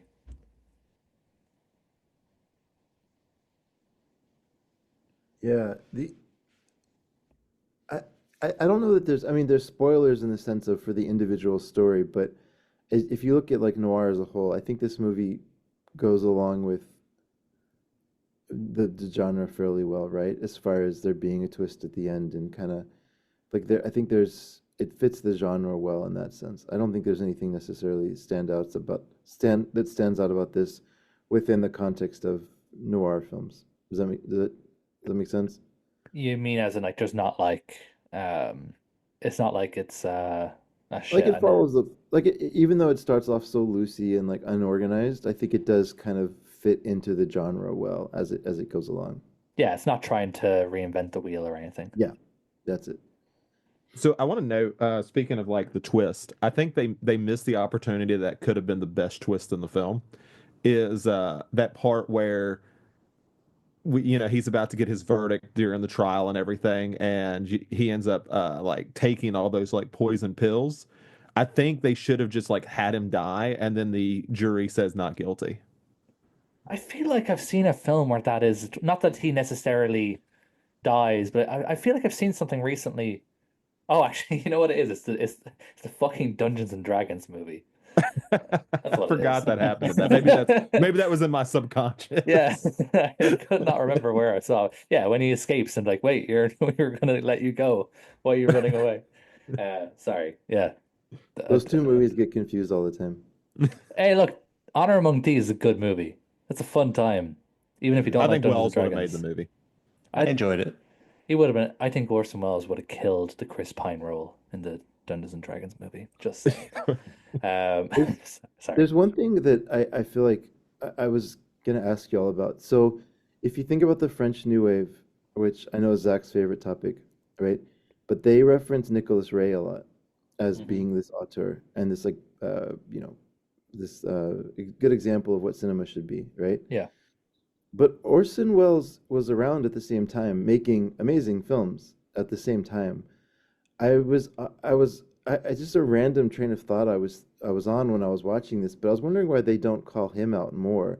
Like, and I'm not expecting us to answer for Cahiers de Cinema or anything, but I just thought it was an interesting parallel where Nicholas Ray is making very grounded human stories, and Wells is kind of all of his movies have this sense of he's slightly above the topic he's discussing, right? Like there's always like a he's like referencing the genre, or he's like the way the dialogue is written is just like I think he there's always like a slight detachment from the film in a way that he's making, and I wonder if that's why, or I don't know. I just thought it was Well, an I think maybe it's if we put ourselves into context of when they were doing that in the 50s, when they were kind of coming up with this, auteur theory. It's about, the author, the director as an author, but like, Orson Welles quite infamously rarely got his say on final cuts, and the studio interfered a lot, and we'll obviously talk about that in Touch of Evil. Um, so perhaps maybe there's an element of that where, because a lot of the time the versions of the films that these people were seeing in the 50s were not necessarily Orson Welles' true vision, we wouldn't get that to kind of later when they would do like reconstructed cuts or director's yeah, cuts based on okay. notes, etc. Perhaps maybe again, I can't speak for Truffaut and whoever, but perhaps maybe Um, that's the reason why. I think it's I because can things say happen in his movies. You can't be a good movie and have things happen to him, according to the French New Wave. Oh God, Zach. Aaron, um, please the give us a French better take. the French critics loved Orson Welles, so they also loved Nick Ray, and they also loved Sam Fuller. In fact, I kind of wonder if Wells, maybe even Lady from Shanghai was part of the reason why they coined the phrase film noir. I think it was right about the time that this was being made. So Wells probably did not deliberately say, "I'm going to make a noir film," because he didn't know that term yet. But yeah, they loved Wells. That they loved Citizen Kane. As you know, during the war, they couldn't see all the American movies, but once they did, they saw Kane, they saw Ambersons. At some point, they saw this and others. Yeah, so they loved Orson Welles, and no, they didn't don't like adaptations. They didn't like some of the Hollywood stuff, but I think it was more the French, the traditional quality that they talk about. A lot of the French adaptations from pre-war. In fact, Children of Paradise. I don't think they liked that. I don't remember, but because that was more of an adaptation and true stories, that to them was old hat. But I think they thought rightfully saw Wells as being innovative, and that the studios were really holding him back. So, Okay. yeah. Well, I'm glad you're on to answer that for me then. That makes much Sorry, more I don't want to sense. be the know-it-all, but yeah, No, but that's the good because French we New talk we Wave. talk so much shit on this podcast, so it's good. That's Okay. literally why you're here. Okay, cool. Just another thing, just technically from this film, and again, we'll again talk about. It's funny because we'll probably end up just saying all the same stuff again for Touch of Evil, but that it was better. But there is a lot of interesting kind of framing and stuff in this film. Obviously, the aquarium scene that we mentioned. There's this really cool scene in the courtroom where like the police officer is in like the deep folk is in the back while there's like a glass on a table at the very front of the shot that's out of focus. And it's just such a random like shot to pick. Like he could have filmed this a million other ways, but it's just you can just tell that Wells was just such a great technician, and just loved experimenting with different focuses and framing and blocking. Like there's no good, like it's not like there's any subtext to be gained from a glass being out of focus at the forefront while a police officer is in the back of the shot giving his testimony. It's not like there's any subtext there, at least that I can think of. So there's no good reason to shoot it that way. He just did it because he wanted to, and he thought it'd be interesting, and he thought it'd be a cool shot. Which sometimes you just have to appreciate. Sometimes the filmmakers just want to experiment and try different things and try and kind of push boundaries of framing and stuff like that. And we see that a lot in Touch of Evil. There's so many amazing shots in that film, but that was just one that came to my mind and kind of jumped out at me when I was watching it. That there's no reason why he needs to shoot it this way. He just did it because he could. Yeah, I think with Kane, I think that was really it. He loved shooting from unique angles, and yeah, the partnership with Toland too helped. But I think that was always part of Wells. I hate to say oeuvre or his tendencies, but especially, and that's why I think that Lady from Shanghai can be a lesser Wells film and still really be really worth seeing and really enjoyable, just because of sort of that he does so much through film language that conveys plot dynamics, more than the dialogue and so that sort of thing. So yeah, I think again back to what I said earlier, I think Lady from Shanghai is a wonderful film to look at, but not a great film to hear because yeah, there are some very very weird camera choices. I forget who shot that one. Was it Mehdi? This Russell one, Mehdi? you're I talking about forget. Shanghai? Yeah, yeah. It's our boy, the Night of the Hunter director, but not him, just the guy with the same name, Lawton Jr. Oh, Charles Lawton Jr. Oh, right. Yeah, yeah. Um, but that's one thing that with Wells is he had some great DPs work with him, but the shots always look amazing regardless.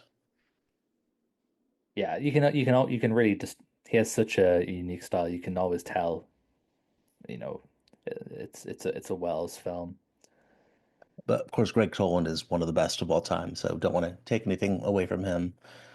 But he didn't work on this. No, and he didn't work on Touch of Evil either, interestingly enough. So we won't actually be bringing him up too often. Um, do we have any final thoughts on Lady from Shanghai before we move on to Touch of Evil? Is there anything else anyone wants to kind of bring up? I think we're all pretty much on the same place. It's like a solid 7 out of 10. Yeah, I did think one thing that was interesting, and this is just gonna be me nerding out with legal stuff. The original plan where he would confess to this murder he didn't do, and he's like, well, if there's no body, there's no crime. And I was like, that sounds like such a ridiculous thing, but there's so much like truth behind it. Like he could like if this was not like some double cross thing, I just kind of thought I was like, oh, that's kind of a fun way to kind of set that up, even though it sounds ridiculous. Yeah, as I did, I was curious about it, and I remember seeing that there is it was an actual law. Let me just find what it has a Latin name. Well, like there's like and I'll use the example of Virginia because I'm more familiar with the state. So there wasn't a conviction of a murder without a body until 1980, which was the murder of Jenna Renee Hall. And it took a lot for them to determine it was even a murder. And they had to have like gallons of her blood basically that was in the carpet where they said, yeah, there's no way she survived that.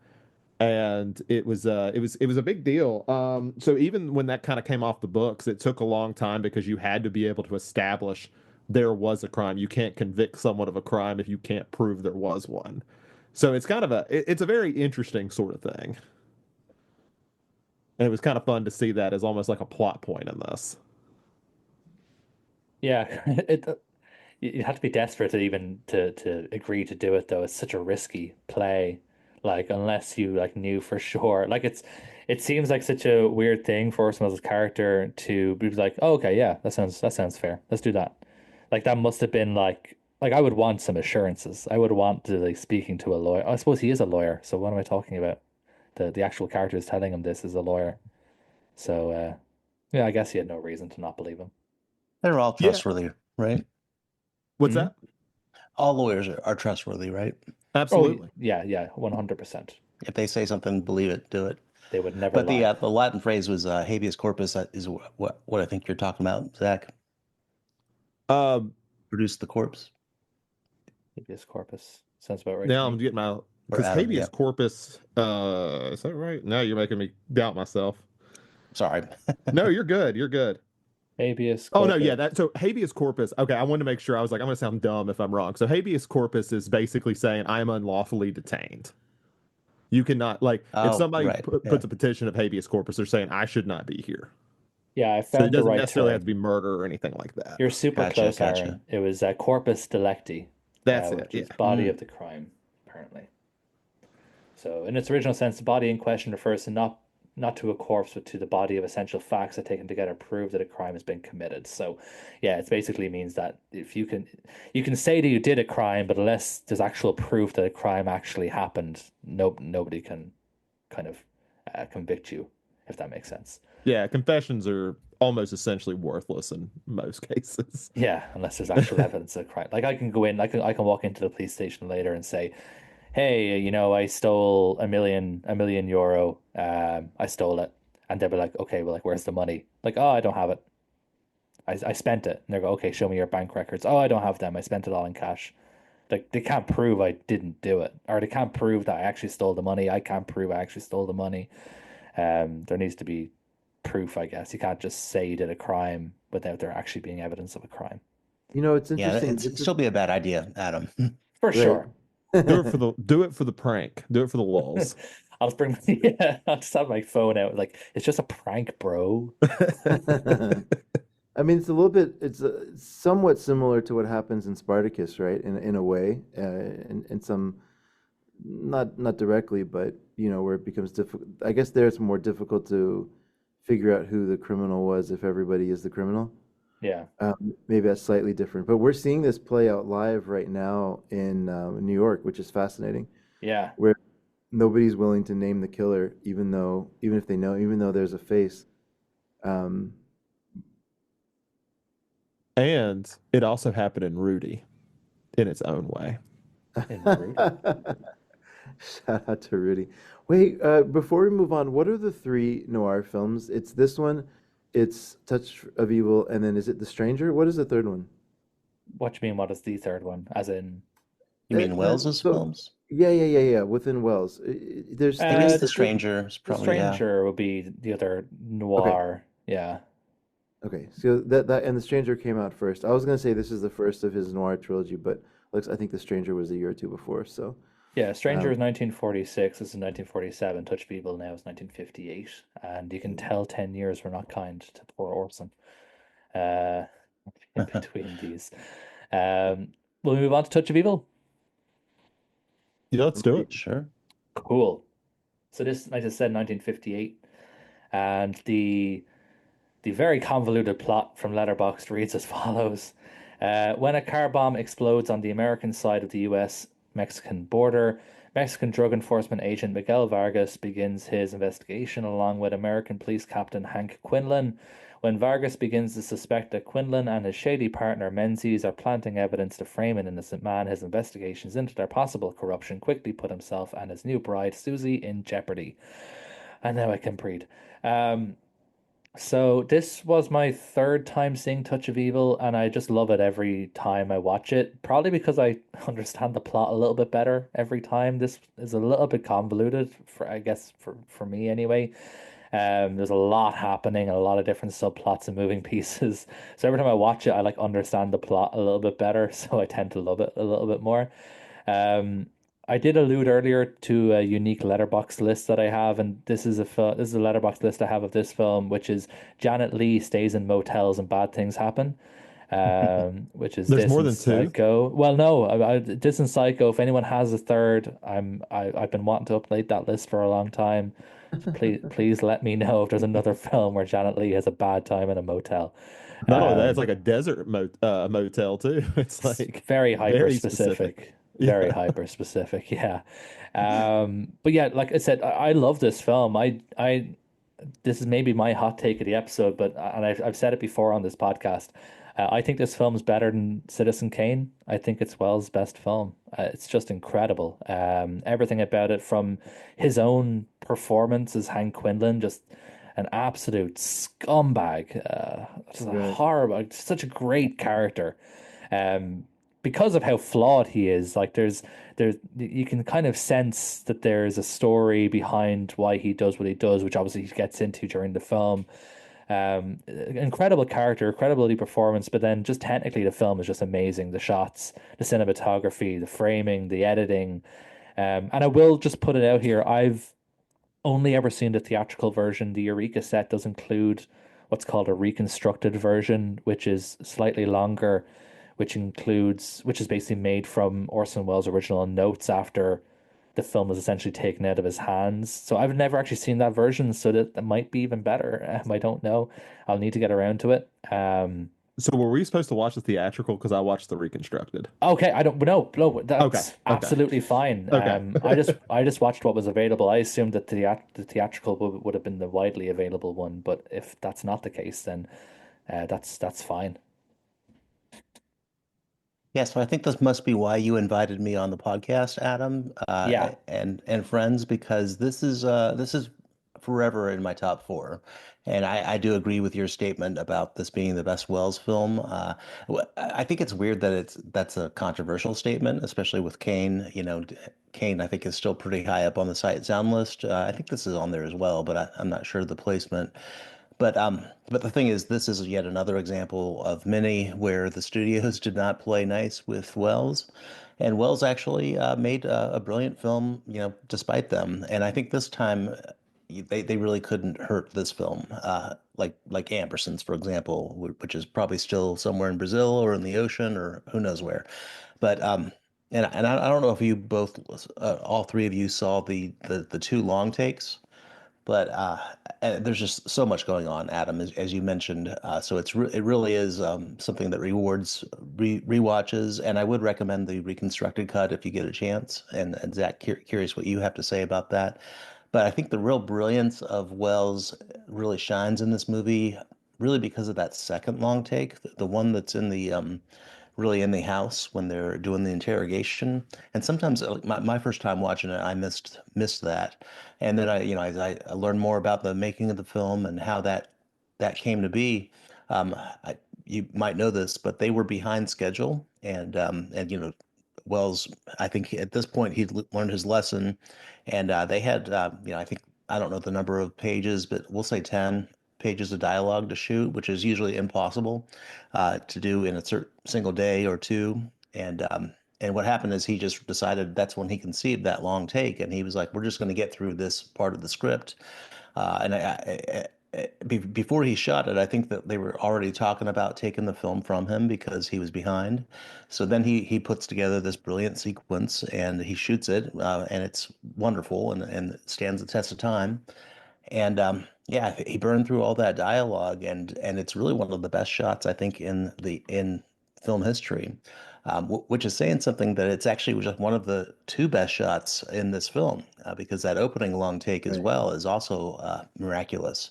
But yeah, and I can and probably will go on about this film, but I agree with you also about Kane, and I think the dynamic between him, I called him Kane, Wells, Quinlan is his character, uh, between him and Charlton Heston, and also with the border too. They're at different sides of the border at different times. So there's a lot going on, and yes, Janet Leigh's in the hotel room, and what a terrible husband, honestly, that leaves her there while all this is going on. And meanwhile, there is also the mystique of or the ethical issue with Quinlan, as far as his intuition. Is that that this might get into spoiler territory. I don't know if that's where you want to go there, but yet, but there is, is he correct in the way he's going about his police methods of investigating? And yeah, so there is an answer at the end, but people might not always agree with that. Sorry, that was long. I have a lot to But say about this film, but there's two things there. I love it. mean, to the last thing you just said, Aaron. I mean, there's a famous baseball manager named Tommy Lasorda, and he was famous for not caring about stats and just going by his gut, right? And I think just in general, that used to be a more widely accepted form of detective work and management of baseball teams and general like decision making, right? Was just, oh, that person has a good instincts, good gut, right? They're just right a lot. Um, so I think it fits in culturally, I think at a minimum. But you brought up Charlton Heston, and I have to say, like, watching this again, I forgot that Charlton Heston was actually a good actor when he wanted to be. I think he killed it in this role, and it's crazy to imagine anybody going up and toe to toe with Orson Welles, but I think he Agree. was up to the task. Are we gonna let Chris get away with just like insinuating Charlton Heston is not a good actor most of the time? I'm a little offended. He just goes big. He's a very theatrical actor, right? But he doesn't. I don't remember him ever doing like nuance and subtlety. Like that's not his thing, right? His movies are fun as hell. I'm not. I don't mean that necessarily to dog him, but like, I don't think he's ever called upon to give like a Academy Award type performance, right? But he nails it here. Yeah, it's tough to act against person like Wells, especially in this performance. I can't imagine, some of the takes that didn't make the final cut. But yeah, no, I think he definitely holds his own, and I think he plays his part in that moral dilemma. Which, to your point, I do know Tommy Lasorda, and there's a lot of people, traditionalists in baseball that don't like analytics and like to go by their gut. The thing is, you know, he's kind of right, but how many times has he been wrong? You never know. So Exactly. That's the real question mark that gets raised, during this film. It's as he kind of explains where he's going with it, and it's it's almost like he's almost like a man out of time in a sense of how he would like justice to be done. He feels that he's right and he knows that he's right, but because he's in an era where there has to be a burden of proof and he has to have evidence, he now feels like he has to create that evidence in Right. order to kind of get it over the line. But then again, like a blur, like we never really know for sure if he's right in all the other cases. Obviously, we know in one particular case that he was actually right, weirdly. Um, but like you said, how many times has he been wrong, and how many times have other people been executed or jailed for life or whatever, just based on his methods. It's a stunning performance. He is a true force of nature, both physically and in terms of his character.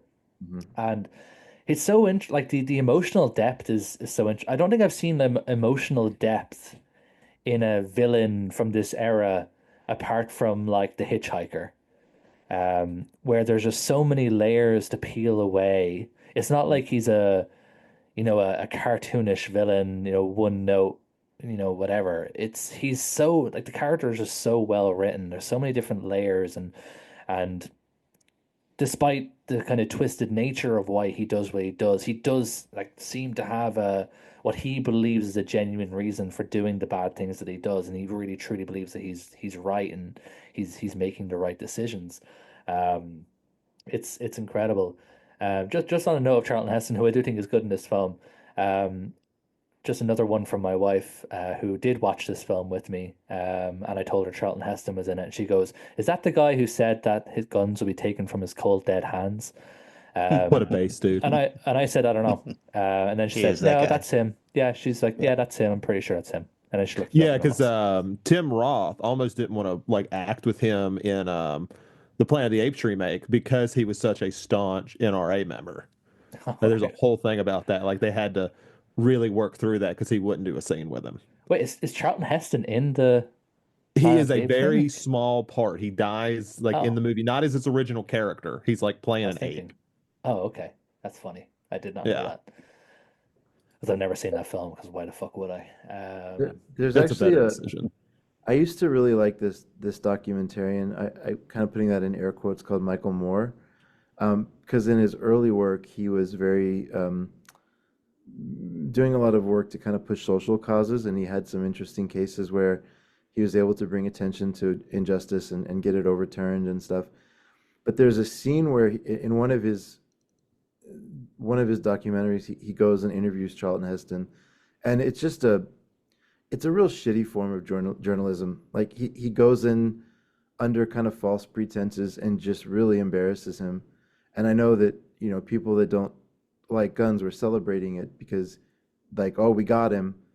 But it's just at this point Heston was an old man and caught off guard, and he just really shamed him, and it was a really shitty thing to do, and I hated the fact that it was celebrated too, because I mean, if you're gonna go after somebody, like, just leave the 90-year-olds alone, like it's okay. Like, Yeah, yeah. that was Roger and me, Chris, and I agree. It was kind of cringe, and I'm not a defender of Heston or his views, but I do think as an actor, and I think we saw that here. He really he was a strong actor. You can't condemn somebody's performance based on just you just like you said about Polanski.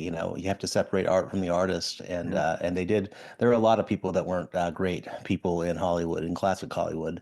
Um, in fact, a lot of people that made the movies weren't great. But yeah, I do agree that Heston holds his own, and I think that to your point about he always goes big, I think he did go big. I think just squaring off against Quinlan and Wells's character, but again, his stakes, well, table stakes, we'll say, were a little different because of his wife and the hotel, because of the he really was in foreign land, literally and figuratively. Yeah. So yeah, of course, nobody can top Wells in this film and most others, but yeah, I think he especially in that scene I mentioned where and I'm curious if you guys noticed the fact that it was a long take, I didn't. I but didn't until you mentioned it. I was thinking back, going, well, yeah. Now that I think about it, I don't remember there being a cut. That's crazy. there's actually a cut between it. It's really two long takes, but yeah, I recommend going back and watch it. It's really magnificent.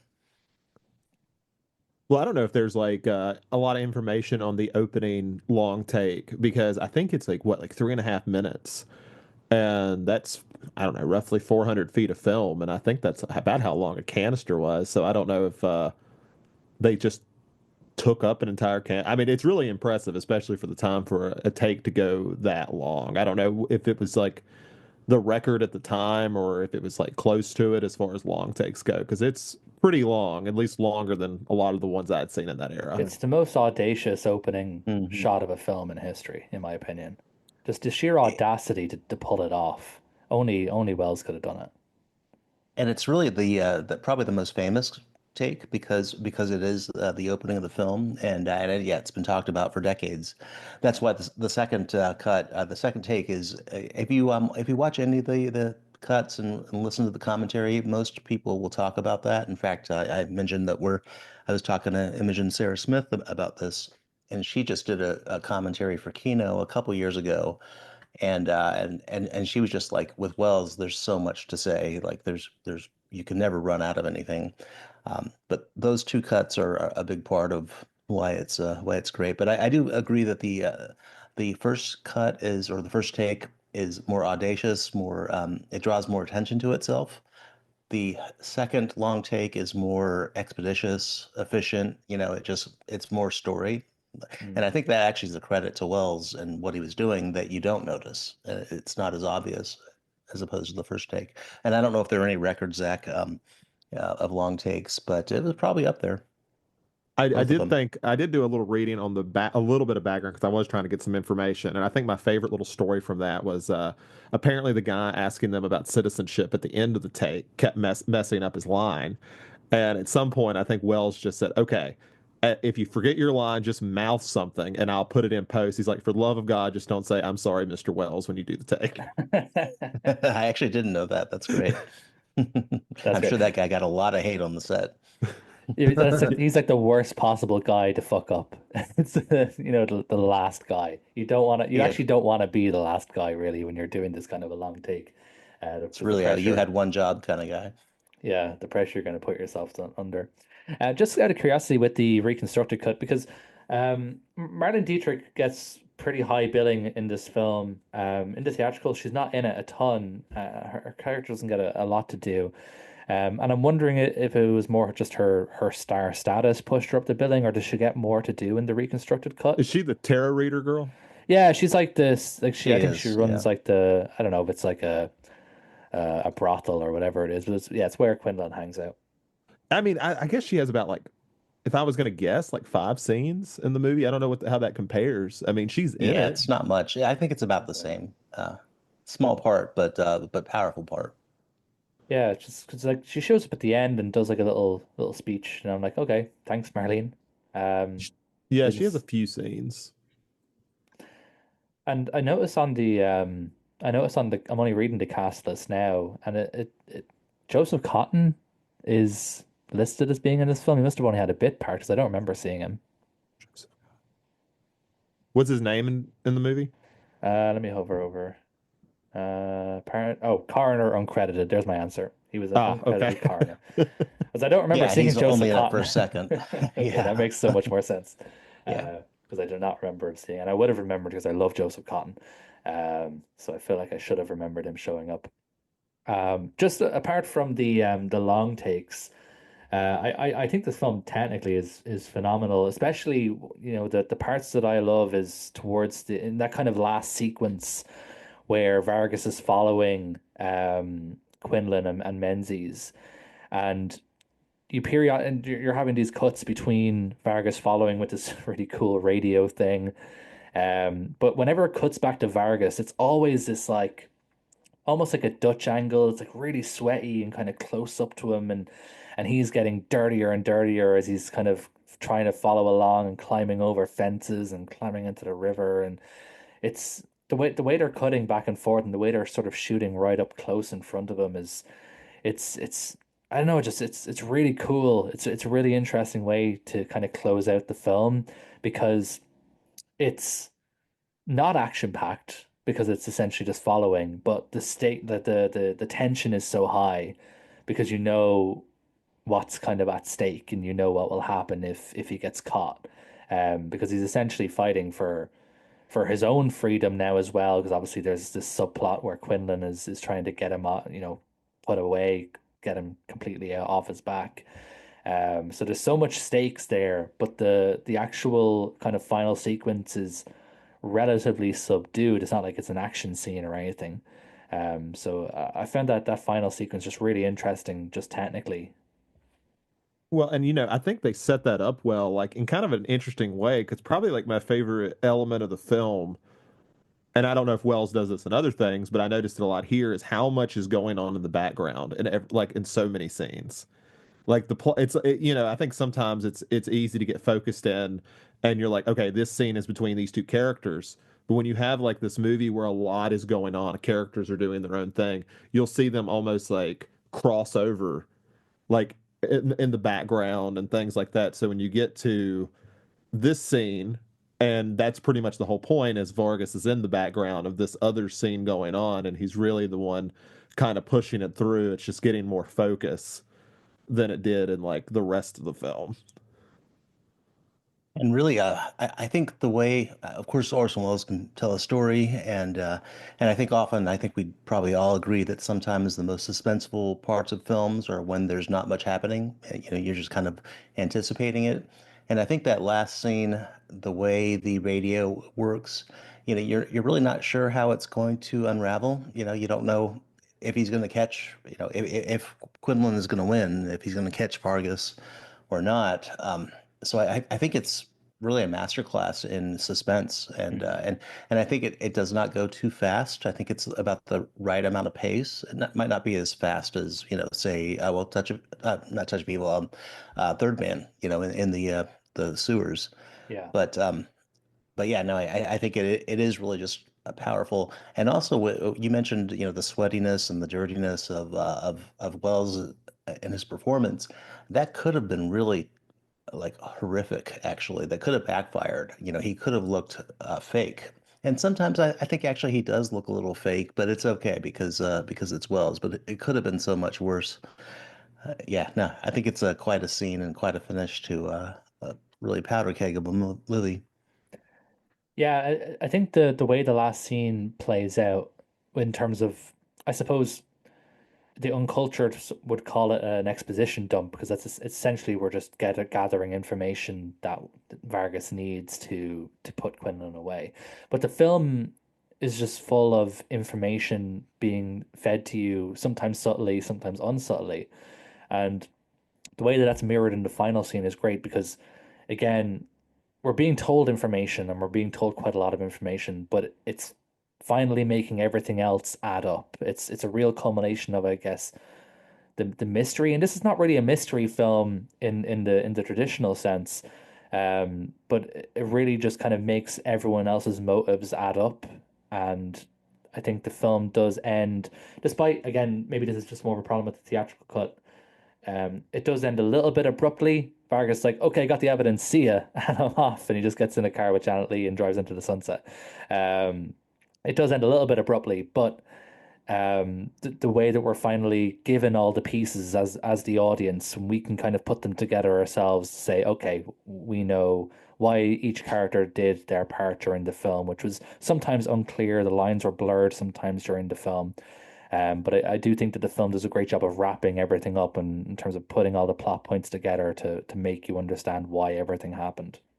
Well, and I like the way they present like really the main mystery. I'll call it the main mystery, but like our inciting mystery of who planted the car bomb or the dynamite, whatever you want to call it, and for it to be wrapped up like that was just almost like it almost feels like an afterthought, but it's so poignant to like what it's really going on. Like it's so subtle the way it like twists from this is the main plot to it really becoming about Vargas versus Quellen. That's how you say his last name, right? Quinlan. Quinlan. Thank you. It becomes that you almost forget about it. You're like, oh yeah, that was a whole thing that was going on there for a while. Yeah, because obviously it starts with this, kind of they're fighting over jurisdiction because of where the car started and where the bomb was planted versus where it actually detonated, and there's this kind of battle and bumping ahead between whose actual jurisdiction it is.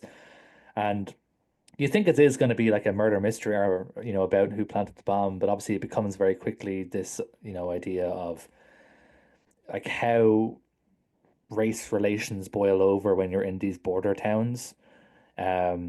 And how quickly things can just kind of blow up when you have someone who thinks that they should be making all the decisions, Quinlan, is finally kind of met with some kind of adversary who is his equal in terms of, he's not just gonna look the other way as evidence gets planted, or he's not just gonna look the other way when, Quinlan says, "Oh, it's always the damn Mexicans' fault. It's always them doing everything." Blah blah blah. Vargas will actually stand up to him and he'll push him back, which is not something that Quinlan seems to have ever had to deal with before. He's used to being the kind of small town hero cop who always gets the bad guy, always gets them put away, and then he goes and has a drink and hangs out with Marley and Dietrich for the evening. Um, so when you finally have someone like Vargas, and this kind of brings us back to one of our earlier points where Charlton Heston does a really great job in this film, because obviously he's such a different character in terms like he's not. It's not like it's one big character physically versus one big character physically. It's Vargas is very different to Quinlan in terms of how they go about doing things, how they speak, how they behave, how they look, etc.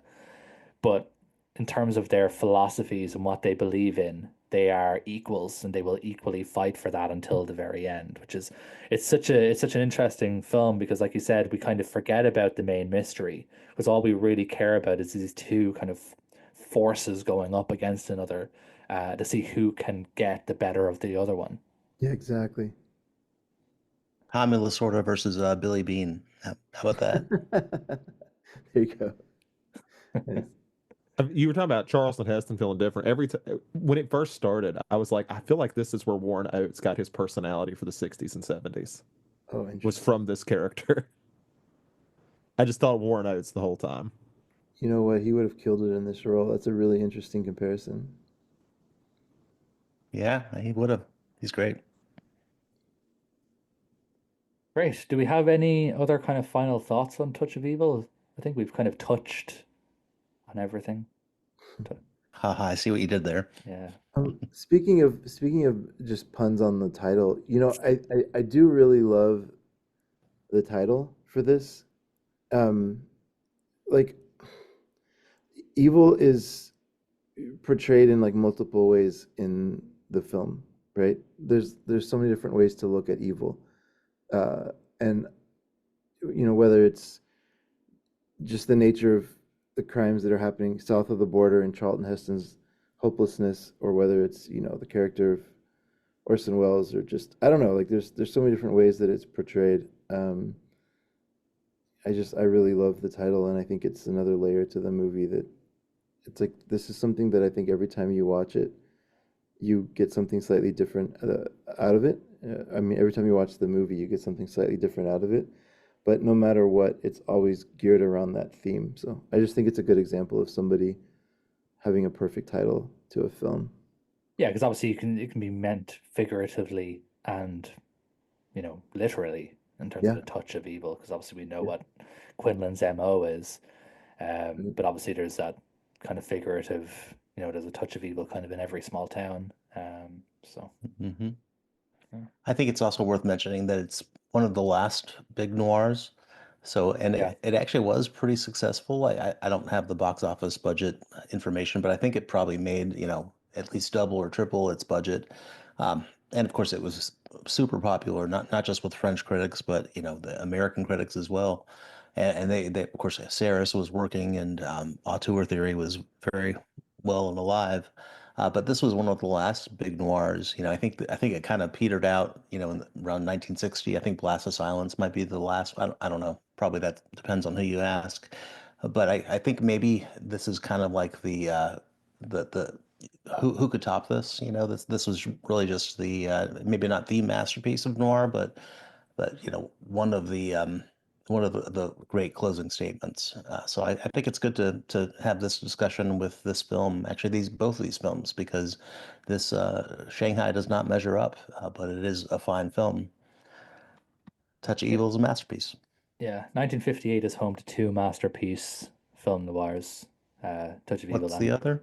Vertigo. Oh yeah, yeah. That one's okay. No, what? Oh my God. No, It's No, gonna I was start. being no. facetious. Yeah, no, that one's. I actually just watched the 4K recently. My word, it is Chris is so gorgeous. mad. Chris is so mad right now because Chris literally only thinks Vertigo is okay, and he thought he finally had an ally. I thought No, I Vertigo does not compare to Touch of Evil in my book, but I think it is. I don't know if it's a noir actually. That's another question, it's I an think. interesting one, yeah, because obviously you could argue it's maybe more so a neo-noir because obviously it's in color as opposed to black and white. There's a lot of discourse as to whether it is technically a noir. But yeah, Touch of Evil, I think, or yeah, Touch of Evil is typically kind of described as the last great noir. Obviously, it did continue into 59 and 60. Like The Crimson Kimono was 1959, the Sam Fuller film, which is great. That's definitely a film noir. But if you're talking about the last great film noir, the last kind of masterpiece, then I think Touch of Evil is probably fair to put that there. Yeah, usually that's the one most noir classes end with this film. Yeah. I just realized something. Chris, you didn't tell us where this ranks. I was wondering this too. Thank you, Yeah. Zach. We have not gotten our They Shoot Pictures content. Or They Oh Shoot Zombies. It's yeah. probably on here. Who knows? Who knows what those horror critics will say. Let's see. They shoot zombies. So it made $2.5 million during its run against an $800,000 budget. I did some quick math. That's about 1958 to today is about 10x. So that means it was roughly $8 million budget against a $25 million take, It's uh, solid. which is yeah for sure. And I think the box office was just handled differently in the 50s as well, right? So I think that's a pretty good run for um, a movie. Let's see. So let's look up. Touch of Evil is That's not. actually very good for 1958. Sorry to interject, but yeah, I I think was just probably the thinking there was top some grossing. executive that was like, well, it was no Gone with the Wind. Right. And probably the big like South Pacific probably is the biggest from that time. But yeah, like 10 million is a lot of money. Yeah. Let's see. Touch of Evil is not on They Shoot Zombies. It is very, very, very beloved. So, it's top 50. It's number 45, just slightly better than Stalker and Sunset Boulevard, and just slightly worse than Barry Lyndon and then Contempt from Godard. I agree with all of that. I agree with everything but Contempt. Same. Yeah. Oh, Contempt is amazing. Y'all are crazy. It's also slightly worse than Blade Runner. Yeah, I agree with that too. Yeah. As far as Lady, it's not Lady of Shanghai. It's Lady Lady from I kept fucking Shanghai. that up too when I kept looking for it. Yeah, so it's just outside the top 500 of all time, which I do disagree with. It's That's very high. 542. Yeah, it seems a bit high. Um, Actually, this is a bit of a strange place in They Shoot Pictures because Boyhood is already up to 544, which feels like Feels it high moved too. up real fast. I'm okay with that. Um, yeah, is Lady from Shanghai on? I don't think it would be. There's not a lot of noir on They Shoot Zombies. Oh, it No, is. no Oh, but way. it's in the 7,000s. It doesn't matter. I mean, So one guy put it in the top yeah, horror yeah, films, yeah, basically. exactly. Love it. Exactly. That's great.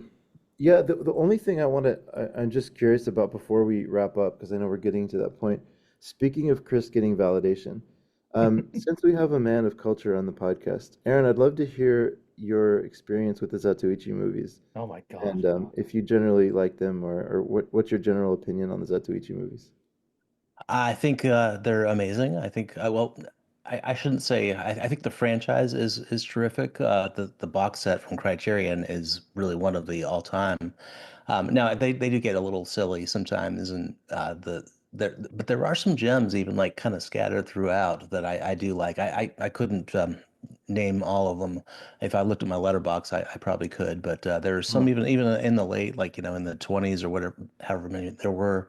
And I also like the Katana remake quite a bit. So yeah, I'm a Blind Swordsman fan here. Okay, And interesting. I don't know if I'd say I'm a man of culture, so thank you, but yeah, I can get in the dirt just like Captain Quinlan, but not commit crimes and that sort of thing.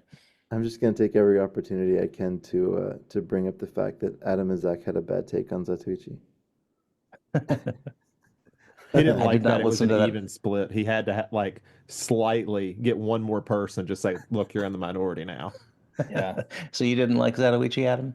I haven't listened No, to that episode. Apologies. me and Zach were, well, I know I can't speak for Zach, but for me, no, I just thought they were a bit boring, to be honest. I expected more swords. I came from it from the point of view where I thought they would be more like Lone Wolf and Cub, so I was expecting a lot more sword play. So when it was just people talking, I was just a bit checked out. So that's interesting. So Chris and Zach, you definitely have an ally because I like it a lot more than Lone Wolf and Cub. So sorry, Adam. Well, Zach didn't like him either, so Zach's my friend, so it's okay. Okay. Well, I guess sorry, Zach and Chris and I we just became best friends, right?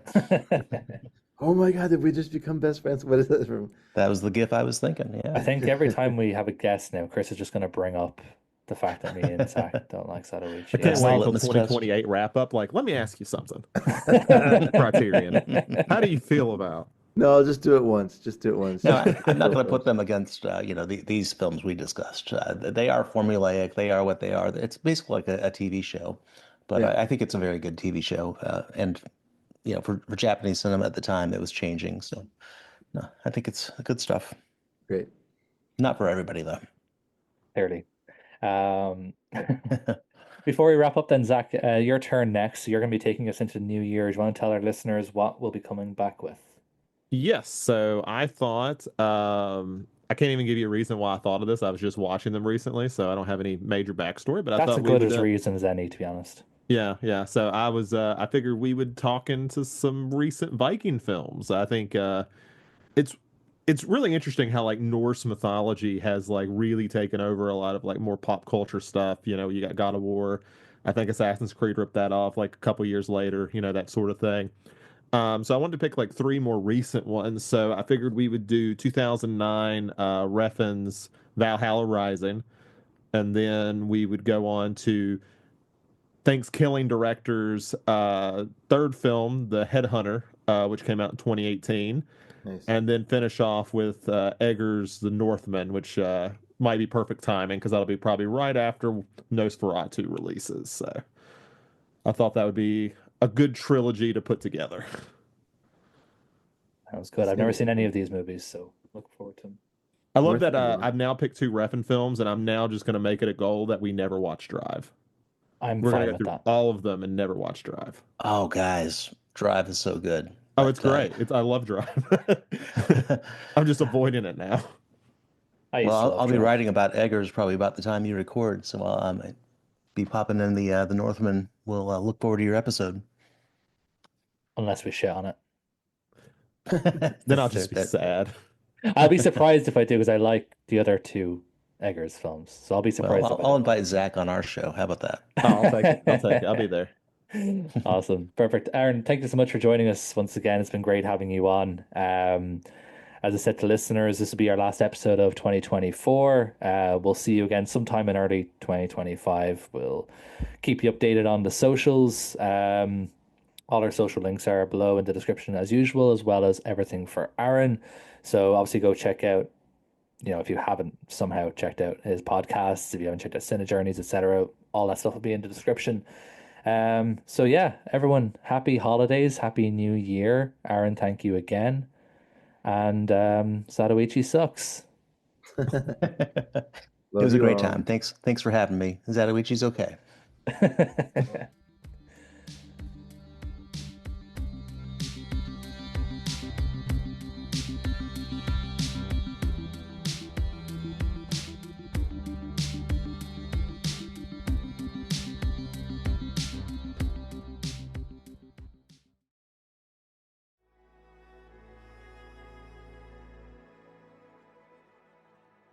Thank you for listening.